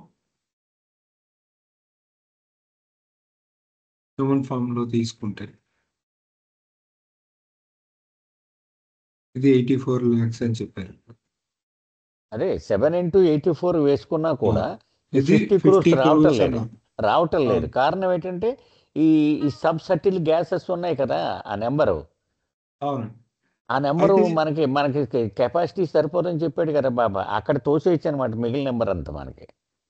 అయితే లార్డ్ మెహర్ ఇప్పుడు ఒకసారి మనం ఒక్కొక్క టెక్స్ట్ లో ఉండేది మాట్లాడుకోవాలనుకుంటే, లార్డ్ మెహర్ లో మనకి ఇలా చెప్పారు. లార్డ్ మెహర్ లో 1940s లో ఒక మీటింగ్ అయింది మెహరాబాద్ లో. అప్పుడు డివైన్ థీమ్ ని ఎక్స్ప్లెయిన్ చేశారు బాబా. ఆ డివైన్ థీమ్ కి అటెండ్ అయిన ఒక లైవ్ పర్సనే ఒకసారి బెంగళూరులో, అదే పాపులే అంటారు కదా నాగపూర్, అతనే వచ్చి డైరెక్ట్ గా చెప్పారు, నేనున్నాను ఆ మీటింగ్ లో. బాబా ఇలా చెప్పారంట, ప్రతి కింగ్డమ్ లో 16 ఉంటే 16 into మనకి 14 into 6 84 lakhs. 84 lakhs of species గా మనం ఎవల్యూషన్ లో తీసుకుంటాము. 84 lakhs ఆఫ్ స్పీసెస్ బర్త్స్ మనం తీసుకొని, అంటే రూపాలు తీసుకొని అప్పుడు హ్యూమన్ ఫామ్ వస్తుంది. హ్యూమన్ ఫామ్ లో 84 lakhs ఆఫ్ ఇన్కార్నేషన్స్ ఉంటాయి. అదే ఇది క్లియర్ గానే ఉందండి. లార్డ్ మెహర్ లో చెప్పారండి ఈ మాట. లార్డ్ మెహర్ లో ఉంది సార్, ఇది రికార్డ్ ఉందండి. అది అతను చెప్పిందే లార్డ్ మెహర్ లో కూడా మనకు ఉంది. అంటే అది ప్రింటెడ్ మెటీరియల్ బాబా. అంటే ఇది డివైన్ థీమ్ అని ఏదైతే మనకి సప్లిమెంట్ లో ఇచ్చారో దాన్ని యాక్చువల్ గా బాబా ప్రెజెంట్ చేయడం జరిగింది 1940. అంటే pre human incarnations 84 lakhs, post human incarnations 84 lakhs అలాగనమాట. అయితే ఇప్పుడు ఇది ఆలోచిస్తూ నాకు ఒకలాగా అర్థమైందండి. అది అంటే ఇది ఎలా ఈ రెండు మ్యాచ్ అవుతున్నాయి అనేది. ఇప్పుడు ప్రీ హ్యూమన్ ఫామ్ అంటే 50 crores కదా, ఎలా అంటే నాకు అర్థమైంది ఇక్కడ స్పీసెస్ అని చెప్పారు, కానీ ఆ స్పీసెస్ లో ఎన్నిసార్లు తీసుకుంటారో చెప్పలేదు. అంటే అందులో చాలా ఉండొచ్చు కదండి, ఆ స్పీసెస్ లో వెరైటీస్ ఉన్నాయి, ఇంకా ఒక జాతిలో కూడా చాలా ఉన్నాయి. 84 lakhs ఆఫ్ స్పీసెస్, మళ్ళీ ఒక్కొక్క 14 స్పీసెస్ అనేది ఒక్కొక్క కింగ్డమ్ లో. ఇప్పుడు కౌ ఒక స్పీసీస్, కానీ కౌలో జెర్సీ ఆవు, దేశవాళీ ఆవు, రకాల కదా, రకరకాలుగా ఉండొచ్చు. కాబట్టి హోల్స్టైన్ ఫ్రిజియన్ ఆవు ఇవి చాలా రకాలు ఉంటాయి, ఒంగోలు జాతి కాబట్టి ఆవు. బాబా వర్డ్స్ ఏమి కాంట్రడిక్ట్ గా లేవు. బాబా చాలా క్లియర్ గానే చెప్పారు, స్పీసీస్ గా 84 lakhs. బట్ 84 lakhs స్పీసీస్ ని తీసుకోవడంలో మేబీ అది 50 crores బర్త్స్ తీసుకోవచ్చు, మనకు తెలియదు. కాబట్టి ఈ రెండింటి కాంట్రడిక్టరీ ఇన్ఫర్మేషన్ ఏం కాదు, ఈ రెండు సరిపోయింది. అయితే అలాగే మీరన్న నథింగ్ అండ్ ఎవ్రీథింగ్ కొద్దాం. నథింగ్ అండ్ ఎవ్రీథింగ్ లో భావు కల్చూరి రాసిన ఈ బుక్ లో మనకి ప్రతి కింగ్డమ్ లో కూడా 84 lakhs ఆఫ్ స్పీసెస్ ఉంటాయని రాశారు అతను, ప్రతి కింగ్డమ్ లో. అయితే ఇప్పుడు దానికి కొంతమంది ఇలా అన్వయించుకున్నారు. అంటే బహుశా ఏంటంటే 84 lakhs అనేవి అవైలబుల్ గా ఉండొచ్చు, కానీ ప్రతి సోల్ కూడా ఏవైనా 14 lakhs వాటిని ర్యాండమ్ గా సెలెక్ట్ చేసుకొని ఆ 14ని ప్రతి కింగ్డమ్ లో అది ఎత్తుతుంది ఒక సోల్ అనేది చెప్పారు. అంటే అవైలబుల్ గా ఉండేటువంటి స్పీసెస్ ప్రతి కింగ్డమ్ లో, ఈచ్ కింగ్డమ్ 84 lakhs ఉన్నప్పటికీ, ఇప్పుడు లెట్స్ ఫిషెస్ లో 84 lakhs ఉన్నాయనుకోండి, ఏదైనా ఒక 14 lakhs ఆఫ్ స్పీసెస్ ని హ్యూమన్ సోల్ అనేది తీసుకుంటుంది ఆ కింగ్డమ్ లో జర్నీ చేసేటప్పుడు.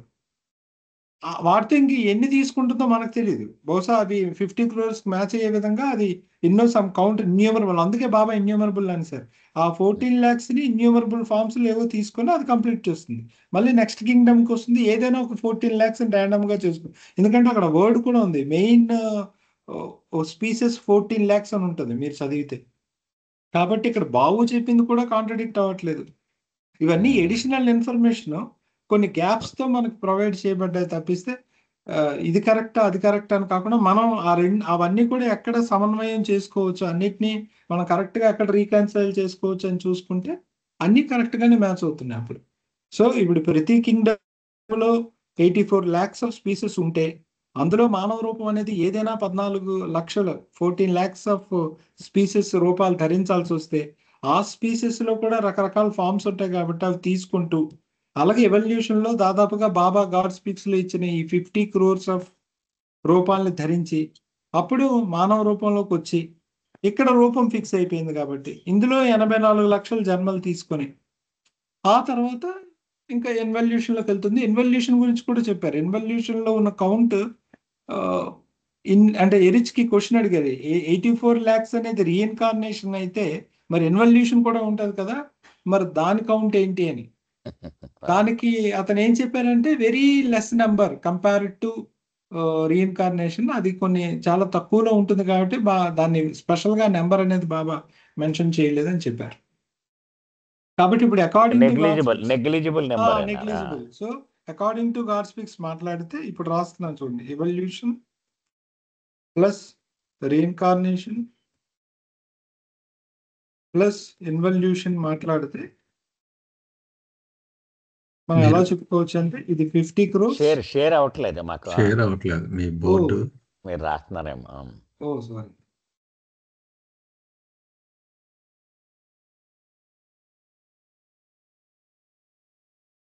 కనిపిస్తుందండి?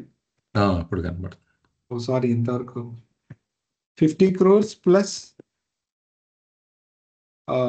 84 lakhs plus some delta, some number.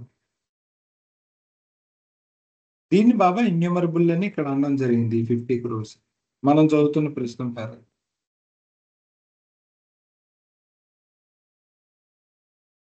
అయితే ఇన్యూమరబుల్ బహుశా ఇందులో ఉండొచ్చు సమ్, అంటే మళ్ళీ లార్డ్ బెహర్లో ఇచ్చిన దాని ప్రకారం ఒక 14 lakhs ఆఫ్ స్పీసెస్ లో ఉండొచ్చు.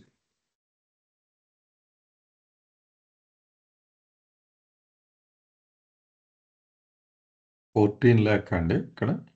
14 అంటే 14 into 6 కదా, ఒక్కొక్క కింగ్డమ్ లో 14 lakhs స్పీసీస్ అండి. Into is equal to 84. అయితే బహుశా అదే ప్యాటర్న్ హ్యూమన్ రీఇన్కార్నేషన్ లో కూడా ఉంటుందా? 14 స్పీషీస్ అదే ఒక స్పీసీస్ అనుకోవచ్చు. ఒకటే ఒక రూపమే స్పీసీస్ కదా, ఇక్కడ అది ఒకటే స్పీసీస్, స్పీసీస్ కదా. ఇక్కడ ఇంకా ఒక రూపమే అంతే. కాదు హ్యూమన్ రేస్ ఒకటే స్పీసీస్ కదా. అవునండి, అవును, correct. అంచేత మీకు 84 lakhs జన్మలు అనుకుంటే సరిపోద్ది. సరిపోతుంది. Okay okay. అప్పుడు కింగ్డమ్, ఒక్కొక్క కింగ్డమ్కి ఒక్కొక్కటి కదా, అలాగనమాట. అదే అవునండి, ఇప్పుడు అంతా మనకి సరిపోతుంది కదా.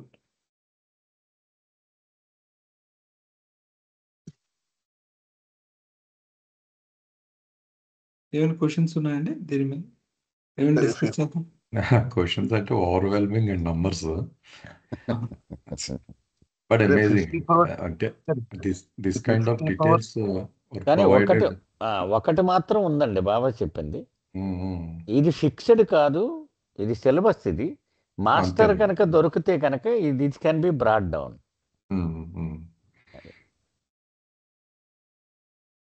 50 crores అనేది ఇన్క్లూడింగ్ హ్యూమన్ కాదు, ఓన్లీ ప్రీ హ్యూమన్ కదండి 50 crores అనేది. కాదండి, 50 ఒకసారి చూడండి లక్ష్మణ్, 50 crores టోటల్ అనుకుంటున్నాను నేను. Include pre human, sorry. Total ఒకసారి జీవాత్మగా ఆత్మగా ప్రయాణం ప్రారంభించి పరమాత్మలో కలిసిపోయేలోగా total 50 crores. So that 50 crores can be 50 crores can be total taken as the overall figure అనమాట. స్టోన్ నుంచి 6th plane వరకు 50 crores అనుకోవచ్చు. అంతే. స్టోన్ కాదండి, గ్యాసెస్ సబ్సెట్ల గ్యాసెస్ నుంచి. ఓకే, అది సమ్ గ్యాసెస్ అన్ని టోటల్. అది ఎస్ సార్. ఏం ప్రయాణం సార్ ఇది? కానీ అదంతా చాలా దాటి వచ్చేసేవాడు చాలా వరకు. ఒక రకంగా ఫీల్ ప్రౌడ్ మన. అంటే తోటి హ్యూమన్ బీయింగ్ ఎందుకు విలువగా చూడాలి మరి? వాళ్ళందరూ అలా దాటి వచ్చిన వాళ్ళే కదా. అదే అవుటర్లోకి వచ్చేసాం మన. Outer okay sir. Ghatkesar, Moulali అక్కడ ఉన్నాం అనమాట మనం. సికింద్రాబాద్ వచ్చే ముందు ఎంత ప్రయాణం చేసుకుని వచ్చాం. ఇచ్చేస్తున్నారు సార్. సార్ ఈ జన్మలోనే మారాలి సార్, ఇంకే అంటే ఇన్ని కోట్లు ఉన్నాయి కదా, మరి ఎప్పుడు మారుతామని తెలియదు కదా. అంటే మనం బాబా పాదాల దగ్గరికి చేరిపోయాం కాబట్టి ఇంక వేస్ట్ చేయొద్దు అంటున్నాడు ఆయన. దగ్గరికి వచ్చేసావు కదా ఇంకా అని. మొన్న రాజుగారు లార్డ్ మెహర్లో చదువుతున్నాం అనమాట. చాలా కష్టం అవతారం నేను గుర్తుపట్టడం, చాలా చాలా చాలా కష్టం. 900 కోట్ల జనాభాలో కొన్ని వేల మంది కూడా గుర్తుపట్టలేకపోయారు ఆయన్ని కదా. అవునండి. కాబట్టి ఎంత అదృష్టం నీకు దక్కింది కాబట్టి నీ బుర్ర అటు ఇటు తిప్పకు, నా పాదాల మీదే ఉంచు అన్నాడు బాబాయ్. Make most of the situation. ఇంత గొప్ప అదృష్టం నీకు దక్కింది కాబట్టి దీన్ని పూర్తిగా ఉపయోగించుకో, నువ్వు అటు ఇటు బుర్రలు తిప్పి నష్టపోకని చెప్పాడు బాబాయ్.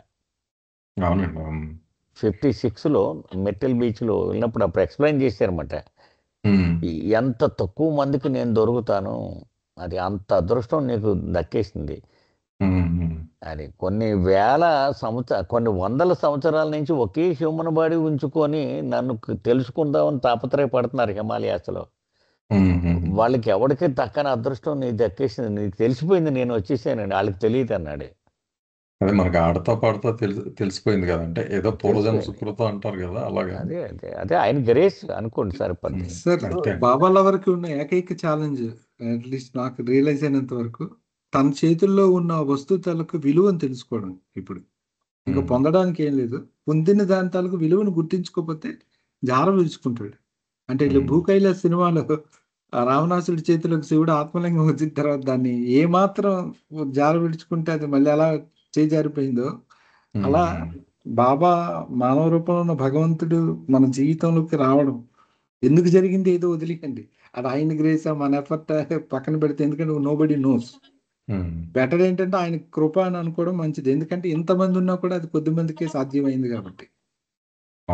ఇప్పుడు దీని విలువను గుర్తించి దాన్ని జాగ్రత్తగా కాపాడుకుంటూ దాంతో ఏం చేయాలి, మనకి ఉన్న ఆ సంబంధాన్ని, బాబాతో ఉన్న బాండింగ్ని ఎలా పెంచుకోవాలి ఏంటి అనే దాని మీద ఫోకస్ చేయడం ఓన్లీ మన కర్తవ్యంగా అంటే మనం ఏదైనా చేయగలిగితే దాన్ని చేయడం తప్పిస్తే ఇంక పొందడానికి చేసేది ఏముంది? ఎందుకంటే మార్గం అయినా గమ్యం అయినా ఏ గమ్యాన్ని అయితే మనిషి చేరుకోవాలి ఆ గమ్యమే ఇప్పుడు మానవ రూపంలో తన దగ్గరకు వచ్చేస్తే ప్రీతముడిగా మన ముందుకు వస్తే ఇంకేం చేస్తాం? ఎంజాయ్ చేయడం మానేసి ఆయనతో ఆయన కంపెనీని ఎంజాయ్ చేసుకుంటూ ఉండాలి. ఆయన గ్రేట్నెస్ రియలైజ్ అవుతూ ఇంకా ఆయన చూపించే ప్రతి ఎక్స్పీరియన్స్ యాక్సెప్ట్ చేసుకుంటూ పోవాలి ముందుకి. సో ఈ అక్సెప్టెన్స్ లోని ఆ వాల్యూని గుర్తించడంలోనే మన ఎఫర్ట్ ఏమైనా పెట్టాలేమో కానీ ఇంకేమీ లేదని నేను అనుకుంటున్నాను. ఇంకేం కనిపించట్లేదు కూడా. అంటే ఆయన సమక్షంలో అనుభవం పొందే భాగ్యం వచ్చేసింది. We can keep him with us కదా. ఆ శక్తి ప్రసాదం మనకు ఉంది. అంటే ఆయన ఎవరో తెలిస్తే గానీ సాధ్యం అవదు. ఇప్పుడు అది తెలుసుకోవడానికి ఇప్పుడు నాగేశ్వర గారు అంతా మనం దాటిపోయాం, ఎంత దాటామో తెలుసుకోవడానికి కదా ఈ బుక్స్ ఉపయోగపడతాయని చెప్తుంటారు కదా ఎక్కువ. అది ఇప్పుడు ఈ డిస్కోర్సెస్ చదివినా గాడ్ స్పీక్ చదివినా మన దగ్గర ఉన్న ఆ బాబా తాలూకు విలువ ఏంటో తెలుసుకోవడానికే మనకు దోహదపడతాయి ఇవన్నీ కూడా. ఇలాంటి వ్యక్తి దగ్గర ఉన్నాము మనం, ఇతన బాబా స్థాయి అని. ఇదేదో మామూలు ఒక వన్ ఆఫ్ ద గురూస్ కాదు కదా, హైయెస్ట్ బీయింగ్ దగ్గర ఉన్నాం మనం. అథారిటీలో కానీ ఎక్స్పీరియన్స్ లో కానీ ఇందులో బాబా చెప్పాడు. చెప్పండి చెప్పండి. అది అబ్దుల్ గని ఒకసారి ఓల్డ్ అంటే పూనా భజన మండలి స్టార్ట్ అయింది 48, 49లో. ఫస్ట్ వాళ్ళందరూ బాబాల వస్తారు, మధుసూదను బందేలు అందరూ ప్రతాప్ వాళ్ళు స్టార్టింగ్ లో వాళ్ళందరికీ బాబా గురించి అబ్దుల్ గని చెప్పారట. ఫస్ట్ పూనా భజన మండలి వాళ్ళందరూ ఫామ్ అవ్వడానికి అప్పుడు వాళ్ళకి ఏం చెప్పారట, కానీ మీకు ఒక విలువ వాళ్ళందరికీ ఏం బాబా గురించి చెప్పి వాళ్ళందరూ బాబా లవర్స్ స్టార్ట్ అయింది కొత్తలో 48లో. మీకు ఒక విలువ కట్టలేని డైమండ్ మీ చేతిలో పెడుతున్నాను, అది మీ జన్మలో మీ జీవితంలో అది జారవచ్చుకోకండి మీ చేతిలోంచి అని చెప్పారు. అది విలువ లేదు, కాస్ట్లీ కాదు, దాని విలువ కట్టలేని డైమండ్ మీ చేతిలో పెడుతున్నాం, అది చాలా జాగ్రత్తగా మీరు దాన్ని పట్టుకుని జాగ్రత్త జారి విడుచుకోకూడదు మీ చేతిలో నుంచి అని చెప్పారు సార్.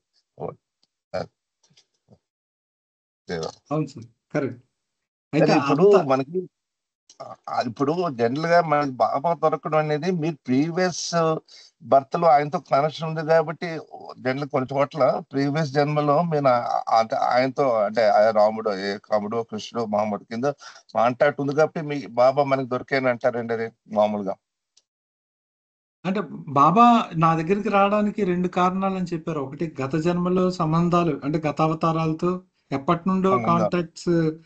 ఎందుకంటే సుభద్ర మధుసూదన్ విషయం మాట్లాడుతూ ఒక సందర్భంలో బాబా అన్న మాట ఏంటంటే, సుభద్రకి వాళ్ళ బ్రదర్తో గొడవ అవుతుంటుంది పూనాలో. ఒకసారి బాబా వచ్చి మీ ఇద్దరు గొడవని నేను కృష్ణావతారం నుండి కూడా భరిస్తాను, అప్పుడు ఎలాగో కొట్టుకున్నారు ఇప్పుడు ఎలాగో కొట్టుకున్నారు, ఆపండి అని అన్నాడు.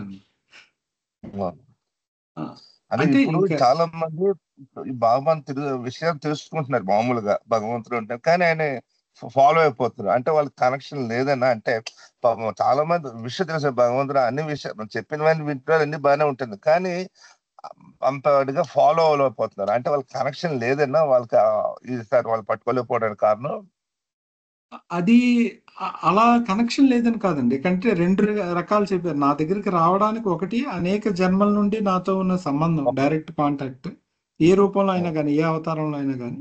రెండోది ఒక సిన్సియర్ సోల్ అనేక జన్మల్లో తన భగవంతుడి కోసం తప్పించి ఆయన మానవ రూపంలో ఆయనతో సహచర్యం చేయాలి అని అనుకున్నప్పుడు కూడా అతను వస్తాడు.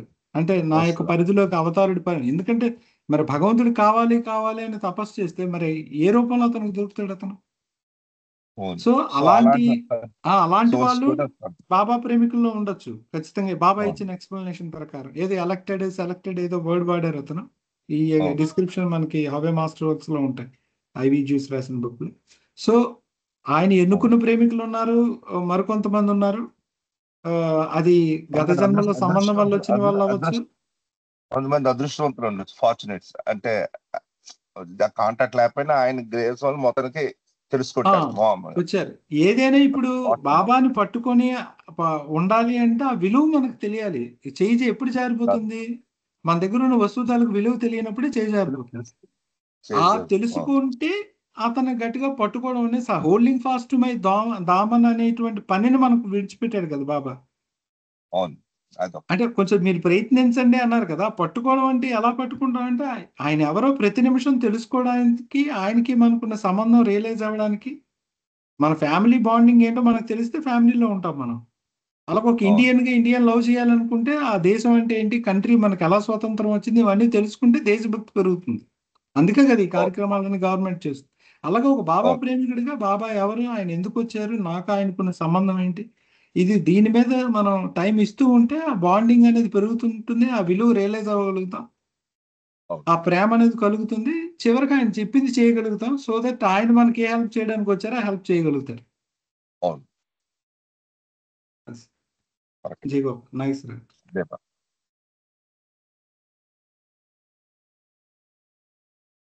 సార్ ఉన్నారండి, వెళ్ళిపోయారు.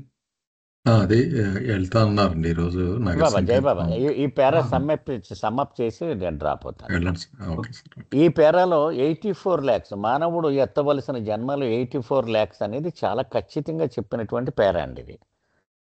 గాడ్ స్పీక్స్ బాడీలో చెప్పింది ఇక్కడ అనమాట. 84 జన్మలు, మానవ జన్మ ఎత్తిన తర్వాత మళ్ళీ మానవుడిగా 84 లక్షల జన్మలు ఎత్తవలసి ఉంటుంది. ఎప్పుడు వరకు? భగవద్ అనుభవము పొందే వరకు. అది ఇంతకు ముందు మానవుడికి ముందు ఎత్తినటువంటి జన్మలు అసంఖ్యాకము అని మాత్రం ఇక్కడ బాబా ఈ పేరాలో చెప్పారండి. జై బాబా సార్. జై జై బాబా సార్.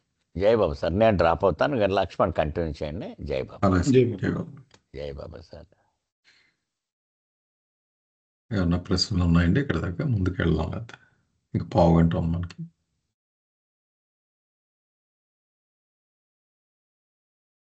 ఓకే, జై బాబా అండి. గౌరీ గారు. జై బాబా అండి. జై బాబా. Strictly speaking, there is only one form, the human form, which is latent in all of the previous forms. 5 paragraph continuation బాబా చెప్తున్నారండి. ఖచ్చితంగా చెప్పాలంటే ఉన్నది ఒకే ఒక్క రూపం, అది ఏమిటి? మానవ రూపమే. అది ఆ పూర్వ రూపాలన్నిటిలోని కూడా అంతర్లీనంగా అదే ఉంది. అదే మార్పు చెందుతూ చివరికి హ్యూమన్ ఫామ్గా అయిందనమాట. The mineral, the plant and the animal forms actually contain the human form in its latent state, and this is gradually and increasingly manifested until it is at last completely expressed as a human being in a human body. ఇక్కడ బాబా చెప్తున్నారు, ఈ లోహం, వృక్షం, జంతు రూపాల్లో నిజానికి మానవ రూపమే. దాన్నే ఇవి అంతర్లీనమైనటువంటి స్థితిలో కలిగి ఉంటాయి. లోపల ఉన్నది ఏమిటి? నిగూఢంగా మానవ రూపమే. అదే ఆ రూపాంతరం చెందుతూ నెమ్మదిగా చివరికి మానవ రూపానికి వచ్చింది. క్రమక్రమంగా వృద్ధి చెందుతూ అది పరిపూర్ణమైనటువంటి మానవ దేహంతో ప్రకటితమవుతుంది అని చెప్తున్నారండి ఈ పారాగ్రాఫ్.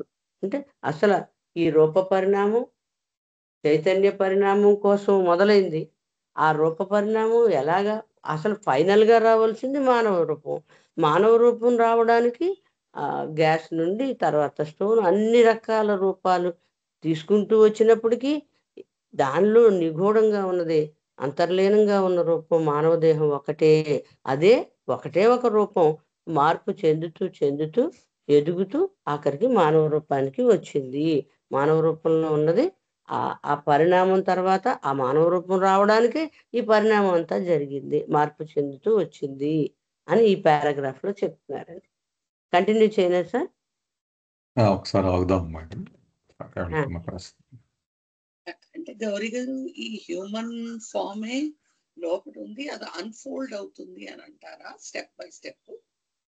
అంతే కదండి, అది అలా మార్పు చెందుతూ ఎదుగుతూ ఆ ఫామ్ కి చివరికి వచ్చింది అనమాట. ఇందాక చెప్పుకున్నాం కదా ఎగ్జాంపుల్లో, బెలూన్ ఎగ్జాంపుల్ చెప్పారు కదా లక్ష్మణ్. అది అట్లా.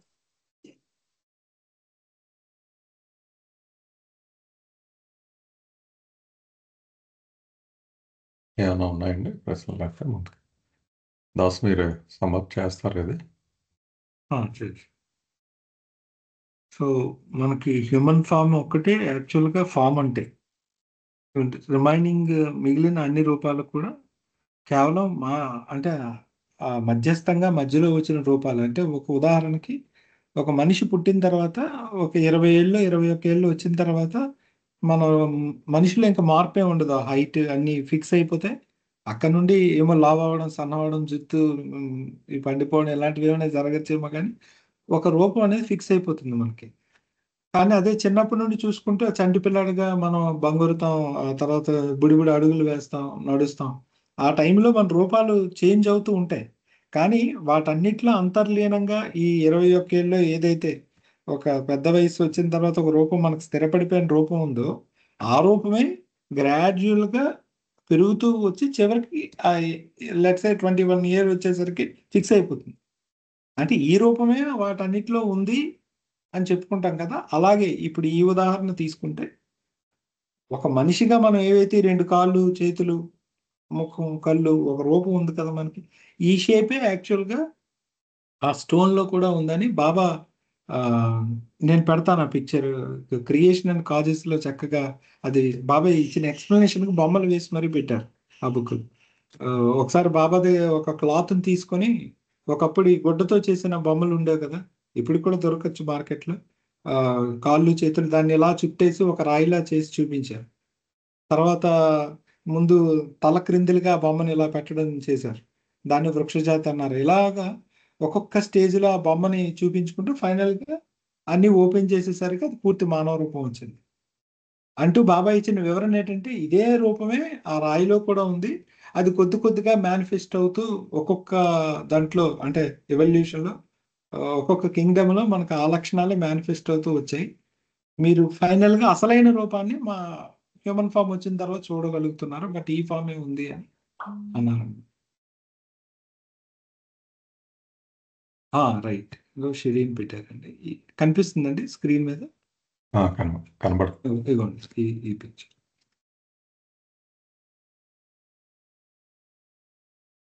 ఇక్కడ నుండి స్టార్ట్ అయ్యి ఇలా స్టోన్గా చూసారా, ఇదే డాల్ని తీసుకొని బాబా ఫోల్డ్ చేసి చూపించారనమాట. ఇగో స్టోన్ లా ఉంది అన్నారు. తర్వాత తల క్రిందలుగా పెడితే వెజిటేబుల్గా ఉంది అన్నారు. వర్మ్ అంటే ఇలా హారిజెంటల్గా, ఫిష్ అవగానే కొంచెం తల పైకెత్తడం, అలాగే బర్డ్ ఇలా చేతులు వెనక్కి, అంటే మన చేతులే రెక్కలుగా ఉంటాయి అని. యానిమల్కి వచ్చేసరికి మనం క్యాంగరూలో చూడొచ్చు ముందుకి వచ్చి ఉంటాయి. అలాగా మనం మంకీకి వచ్చేసరికల్లా నిలబడడం చేస్తూ ఉంటాం. మంకీలో కూడా చాలా చివరికి హ్యూమన్ ఫామ్ రాగానే పర్ఫెక్ట్ హ్యూమన్. సో ఇదే రూపం జాగ్రత్తగా చూస్తే స్టోన్లో కూడా ఉంటుంది. కాకపోతే అది కొద్ది కొద్దిగా నెమ్మదిగా మేనిఫెస్ట్ అవుతూ ఉంటుంది అని. ఉన్నది హ్యూమన్ ఫామే, 2 రూపాలు లేవు అనే సత్యాన్ని కూడా ఆయన ధృవీకరించడం జరిగింది ఈ paragraph. Strictly speaking there is only one form, that is human form. ఇంకా వివరాలు ఇచ్చారు అసలు ఎందుకు కాళ్ళకి 5 వేళ్ళు ఉంటాయి, ఎందుకు ఇవన్నీ కూడా ఉన్నాయి ఆ పుస్తకంలో. చాలా డీటెయిల్గా స్కూల్ పిల్లలకి, మెహరాశ్రమం ప్రేమాశ్రమం పిల్లలకి చెప్పినటువంటి దాంట్లో చాలా ఇంకా వివరాలు ఇవ్వడం జరిగింది బాబా. అంటే మీరు చెప్పేదాన్ని బట్టి ప్రీ హ్యూమన్ ఫార్మ్స్ అన్నీ కూడా మానవుడికి జన్మనివ్వడానికి అనమాట అవన్నీ. అంటే మానవ రూపానికి లీడ్ చేయడానికే ప్రీ హ్యూమన్ ఫార్మ్స్ అన్ని ఎగ్జిస్ట్ అయ్యాయి అనేది బాబా ఈ పారాగ్రాఫ్ లో కన్ఫర్మ్ చేశారు. అది తల్లి గర్భంలో శిశువు ఎలా పెరిగి బయటకు వస్తుందో యాక్చువల్గా pre human form is kind of that అనమాట. చూడండి మనకి ఆ లక్షణాలు కూడా కనిపిస్తుంటాయి. ఒక్కొక్క యానిమల్ ఒక్కొక్క క్వాలిటీ కనిపిస్తుంటది మనిషిదే, మనం చూడొచ్చు కూడా, రియలైజ్ అవుతుంటది. మనకేదో కనెక్షన్ ఉన్నట్టుగా అనిపిస్తుంది మనం క్లోజ్ గా అబ్జర్వ్ చేస్తే. ఎందుకంటే ఆ ఒక్కొక్క ఫామ్ లో ఆ ఒక్కొక్క ఫీచర్ డెవలప్ అవుతుంది అనమాట. మీరు చూసిన ప్లాంట్స్ లో కూడా కొన్ని ప్లాంట్స్ మన హ్యూమన్ బాడీ పార్ట్స్ కి సంబంధించి చాలా దగ్గరగా ఉంటాయి కదా. ఇప్పుడు కిడ్నీ షేప్ లో కొన్ని ఉంటాయి, ఇంకేవో షేప్ లో కొన్ని ఉంటాయి. బహుశా ఏం జరుగుతుంది అంటే మనకి ఇంకా ఇది ఈ ఇల్యూజన్ అనేది పెద్ద ఇన్ఫినిట్ కాబట్టి దాన్ని మనం స్టడీ చేయడం మొదలుపెట్టి చాలా యాంగిల్స్ ఉంటాయి, లేదా బాబా రివీల్ చేయాలి ఇంకా. సో ఒక్కొక్క ఆస్పెక్ట్ ఈ రోజు పరిపూర్ణమైన మానవ రూపంలో చూస్తున్న ఒక గోల్లో ఒక దగ్గర డెవలప్ అవ్వచ్చు, వేల్లో ఒక దగ్గర డెవలప్ అవ్వచ్చు. అంటే ఒక్కొక్క రూపం ఆ పర్టికులర్ ఫీచర్ని డెవలప్ చేయడానికి దోహదపడి ఉండొచ్చు. అవునండి. అవన్నీ డెవలప్ అవుతూ హ్యూమన్ ఫామ్ వచ్చేసరికి పరిపూర్ణంగా చూడగలుగుతున్నాం. అయితే ఇది ఇంత అటెండ్ చేసే దీంతో చేయాల్సిన అసలు పని ఏంటంటే ఇది ఆయన్ని అది గుర్తించడం, ఆయన్ని ప్రేమించడం, ఆయనకి సేవ చేయడం అనే దానికి ఈ దేహం ఉపయోగపడాలి. అది పరమ ప్రయోజనం. దీంతో ఇక్కడ ఎంజాయ్ చేసుకుంటూ ఇక్కడ ఉండిపోవడం కాకుండా ఇది ఈ ప్రయోజనాన్ని ఆశించి ఆయన ఈ రూపం ఇచ్చారు కాబట్టి దీంతో ఆయన సేవకి ఉపయోగపడాలి, ప్రేమకి సేవకి. దాన్ని బట్టి ఇట్ మేక్స్ సెన్స్. దేవతలు కూడా, ఆర్కేంజల్స్ కూడా మాకు హ్యూమన్ బాడీని ప్రసాదించడానికి, because they missed that evolution process. ఒక్క జన్మ ఇవ్వాలి అని కోరుకుంటాయి అంటారు కదా ఆఖరి ప్రయాణానికి. అవునండి. అయితే అంత వాటికి ఎవల్యూషన్ ఏమీ ఉండదు, ఎందుకంటే ఆ టైం పీరియడ్ అవి ఆల్రెడీ ఆ భగవంతుడి సేవకే వాడడం జరిగింది సేవకులు కదా. కొన్ని అందుకని millions of direct life times అక్కడ, అదే ఇయర్స్ అక్కడ ఉండిపోతాయి. ఇయాన్స్ అండ్ ఇయన్స్ ఆఫ్ టైం అక్కడ స్పెండ్ చేస్తాయి. Mental world archangels, settle world angels కాబట్టి మళ్ళీ వాటికి మనలాగా మళ్ళీ ఎత్తాల్సిన అవసరం ఉండదు. డైరెక్ట్ గా అవి హ్యూమన్ ఫామ్ తీసుకొని they will be gifted that way. బాగుందండి. ఈరోజు ఇంకో ప్రపంచంలో ఉన్నాం అందరం. జయబాబా, ఆర్కేంజల్స్ హ్యూమన్ ఫామ్ తీసుకుంటేనే గానీ వాళ్ళకి గాడ్ రియలైజేషన్ లేదు కదండి. లేదండి, ఆర్కేంజల్స్ కానీ ఏంజల్స్ అండ్ కానీ బికాస్ దే ఇద్దరికి. Have been facing the world, వాళ్ళు భగవంతుడికి అంత దగ్గరగా ఉన్నా వాళ్ళ బ్యాక్ చూపిస్తూ ఉంటారు. ఇలాగ హ్యూమన్ ఫామ్ తీసుకుని వాళ్ళు అప్పుడు భగవంతుడిని ఫేస్ చేసి గాడ్ రియలైజ్ అవుతారు అన్నట్లుగా నాకు అర్థమైంది. అవునండి, అలాగే ఇచ్చారు బాబా, ఆ ఎక్స్ప్లెనేషన్ ఇవ్వడం జరిగింది.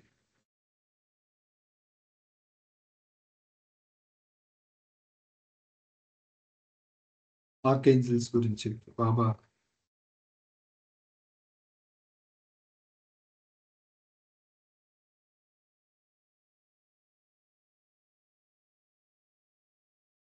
అయితే రాజుగారు ఇంకా 4 minutes ఉంది, కంటిన్యూ చేస్తాము. సరిపోదులేండి టైం. పెద్ద పెద్ద పారాగ్రాఫ్. మా గౌరీ గారు మిగిలిన మనం నెక్స్ట్ కాల్లో చేద్దామండి. అలాగే సార్, అలాగే సార్. ఇప్పుడు ఇంత అంటే పరమేశ్వరుడు మనం ఇంత గుర్తించగలిగాం కదా, అంటే భగవంతుడిగా అంగీకరించగలుగుతున్నాం కదండి. అంటే మనలో ఏదైతే చేంజ్ రావాలో అది అంత హైయెస్ట్ ఆఫ్ ద హైకి మనం సరెండర్ అయ్యాం కదా. మరి చేంజ్ రాకపోవడానికి అంటే మనం పరిపూర్ణంగా అంటే కొంతవరకైనా సాటిస్ఫాక్షన్ అయిన జీవితాన్ని గడపడానికి లైఫ్ ఏదైతే ఉందో అది సాటిస్ఫాక్షన్‌గా బాబా చెప్పినట్టుగా గడపకపోవడానికి అంత ఆయన అంత అంటే ఆయన స్టేజ్ చెప్తుంటే మీరు అంటే దానికన్నా ఇంకా అన్‌లిమిటెడ్ అంటే ఆ పరమేశ్వరుని గుర్తించగలిగాం కదా. మనం ఎందుకు మారలేకపోతున్నాం సార్? మనం మారకపోవడానికి కారణం అంటే ఇప్పుడు ఇక్కడ మనం అంటే బాబా ప్రేమికులుగా అడుగుతున్నారా? అవును సార్, అవును.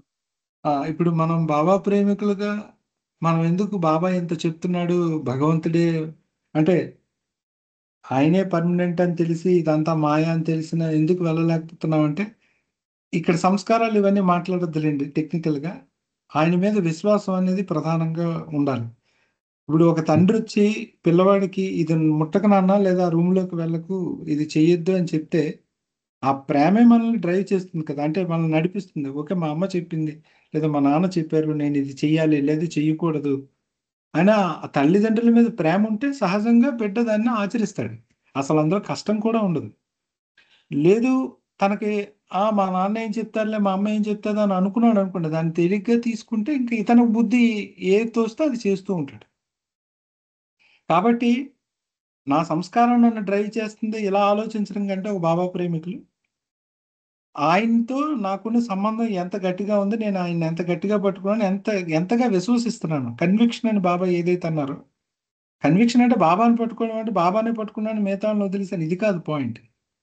ఆయన పట్టుకున్నది, ఆయన మాటకి ఎంత విలువిస్తున్నానో, ఆయన చెప్పింది జీవితంలో ఎంత ఆచరిస్తున్నానో అనేది ప్రతి నిమిషం తరచి చూసుకోవాలి. అదే మనం చేయాల్సిన పని. 1000 సార్లు ఫెయిల్ అయినా 1000 ఒక్కసారి మనం ప్రయత్నం చేసినప్పుడు ఆ ప్రయత్నం 100% బాబాను తృప్తిపరుస్తుంది అని చెప్పాడు. నువ్వు ఎన్నిసార్లు విఫలమయ్యావని నేను చూడను, నీ ఆ పడిపోయిన తర్వాత నువ్వు మళ్ళీ లేస్తావు చూసావా నా కోసం, బాబా నేను ఈ రోజైనా నేను ఇది చేస్తాను, ఈ గుణాన్ని నేను ఓవర్కమ్ చేస్తాను, ఎందుకంటే ఇది నిన్ను తృప్తిపరుస్తుంది కాబట్టి, ఇది నిన్ను ఆనందపరుస్తుంది కాబట్టి అని ఆయన ఆనందం కోసం మనం చేసే ప్రతి ప్రయత్నం ఇంకా అదే ప్రేమికుల లక్షణం అంటే. అది చేయాలి. ఫెయిల్యూర్స్ ఇక్కడ ఇంపార్టెంట్ కాదు. అది ఎలా వస్తుందంటే మన ప్రభువు ఎంత గొప్పవాడో మనం రియలైజ్ అయినప్పుడు వస్తుంది. How great he is. ఆయన ఎందుకు మన కోసం దిగొచ్చాడో తెలుసుకుంటే అది వస్తుంది. అది దానికోసమే ఆయనకి సంబంధించిన విషయాల్ని తెలుసుకోవాలి, ఆయనతో టైం స్పెండ్ చేయాలి. గ్రాడ్యువల్గా ప్రేమ పెరిగిన రోజు మనం ఆచరిస్తాం. ప్రేమ లేదు కాబట్టి మనం ఆయన చెప్పింది చేయలేకపోతున్నామని నేను అనుకుంటున్నాను. ప్రేమ విశ్వాసాలే మనల్ని నడిపించగలరు ఈ మార్గంలో. అదే అంటే మన మన కొలమానం అంతసేపు ఆ గ్యాప్ని అర్థం చేసుకోవడానికి మనం రెస్ట్లెస్ అవుతున్నాం అనుకోండి, బహుశా అది గ్యాప్ని మనం అంచనా వేసుకోవడం వాడాలి తప్ప రిలేటివ్గా పక్క వాళ్ళతో పోల్చుకోవడం అనవసరం అండి. ఆ బాబాలవర్స్ అందరూ ఒక్కలాగే ఉండాలని లేదు. ఎందుకంటే వాళ్ళకు ఉన్న సంస్కారాలను బట్టి ఒకళ్ళు శాంతిగా చాలా మనం ఊహించుకున్నట్టు ఎంతో ఆనందంగా ఉన్నట్టు ఉండొచ్చు, ఇంకోళ్ళు కష్టాలు పడతా ఇదిగా ఉండొచ్చు. ఈ సంస్కారాలకు సంబంధించినవి. కానీ ఆ పట్టు అనేది మాత్రం అందరికీ మనకి అవకాశం ఉంది పట్టుకునే. మనం ఎంతవరకు ఆ విశ్వాసాన్ని చూపించి ఆ ప్రయత్నంలో ఎంతవరకు ఉన్నామని. అంతేనా దాసు? ఆ ప్రయత్నం మీదే మనం అంతేనండి. దీనికి సహకరించేది సహవాసం అండి. అంతే. సత్సంగం వారి సహవాసం ఏదైనా పేరు వాడుకోండి. బాబాతో మనం ఉండాలి. ఇప్పుడు ఉండాలంటే అది పుస్తకం చదువుకుంటామా, సెంటర్కి వెళ్తామా, లేదా మెహరాబాద్ వెళ్తామా, ఏదైనా 24/7 మన డ్యూటీస్ అయిపోయిన మరుక్షణం ఆర్ మన డ్యూటీస్ చేస్తున్న టైంలో స్మరణ రూపంలో మిగిలిన టైంలో ఆయనతో ఉండడానికి ప్రయత్నం చేయాలి. చేస్తే ఆ ప్రేమ విశ్వాసాలు అనేవి మనలో పెరిగి ఖచ్చితంగా ఆయన్ని ఆనందింపజేసే జీవితాన్ని గడపగలుగుతాం. ఆయన్ని హ్యాపీగా ఉంచడమే మన జీవిత లక్ష్యం. పక్కనున్న వాళ్ళని వీళ్ళని ఆల్ జడ్జి చేయడం కాదు మన లైఫ్ని. నేను బాబా చెప్పినట్టుగా ఉన్నాను లేదా అనేది ఎవరికి వాళ్ళు చేసుకుంటే అలా ఉన్న రోజు ఆనందంగానే ఉంటాడు వాడు, ఏం జరిగిన జీవితం. అప్పుడు మై విష్ అనుకొని చేయడం కాదు, అది న్యాచురల్గా ఇంప్లిమెంట్ అయిపోతుంది లైఫ్లో. అది ఎవరికి వాళ్ళు తరచు చూసుకోవాలని అనుకుంటున్నాను. అంతేగాని మనం కంపారిజన్ అనేది బయట వాళ్ళతో చేసుకోవాల్సింది కాదు. ఓకే, టైం కూడా అయింది దాసు, 6 అయింది. టైం కలుద్దాం వచ్చాను. ఓకే, మళ్ళీ నెక్స్ట్ సాటర్డే కలుద్దాం అండి. అందరికీ జై బాబా.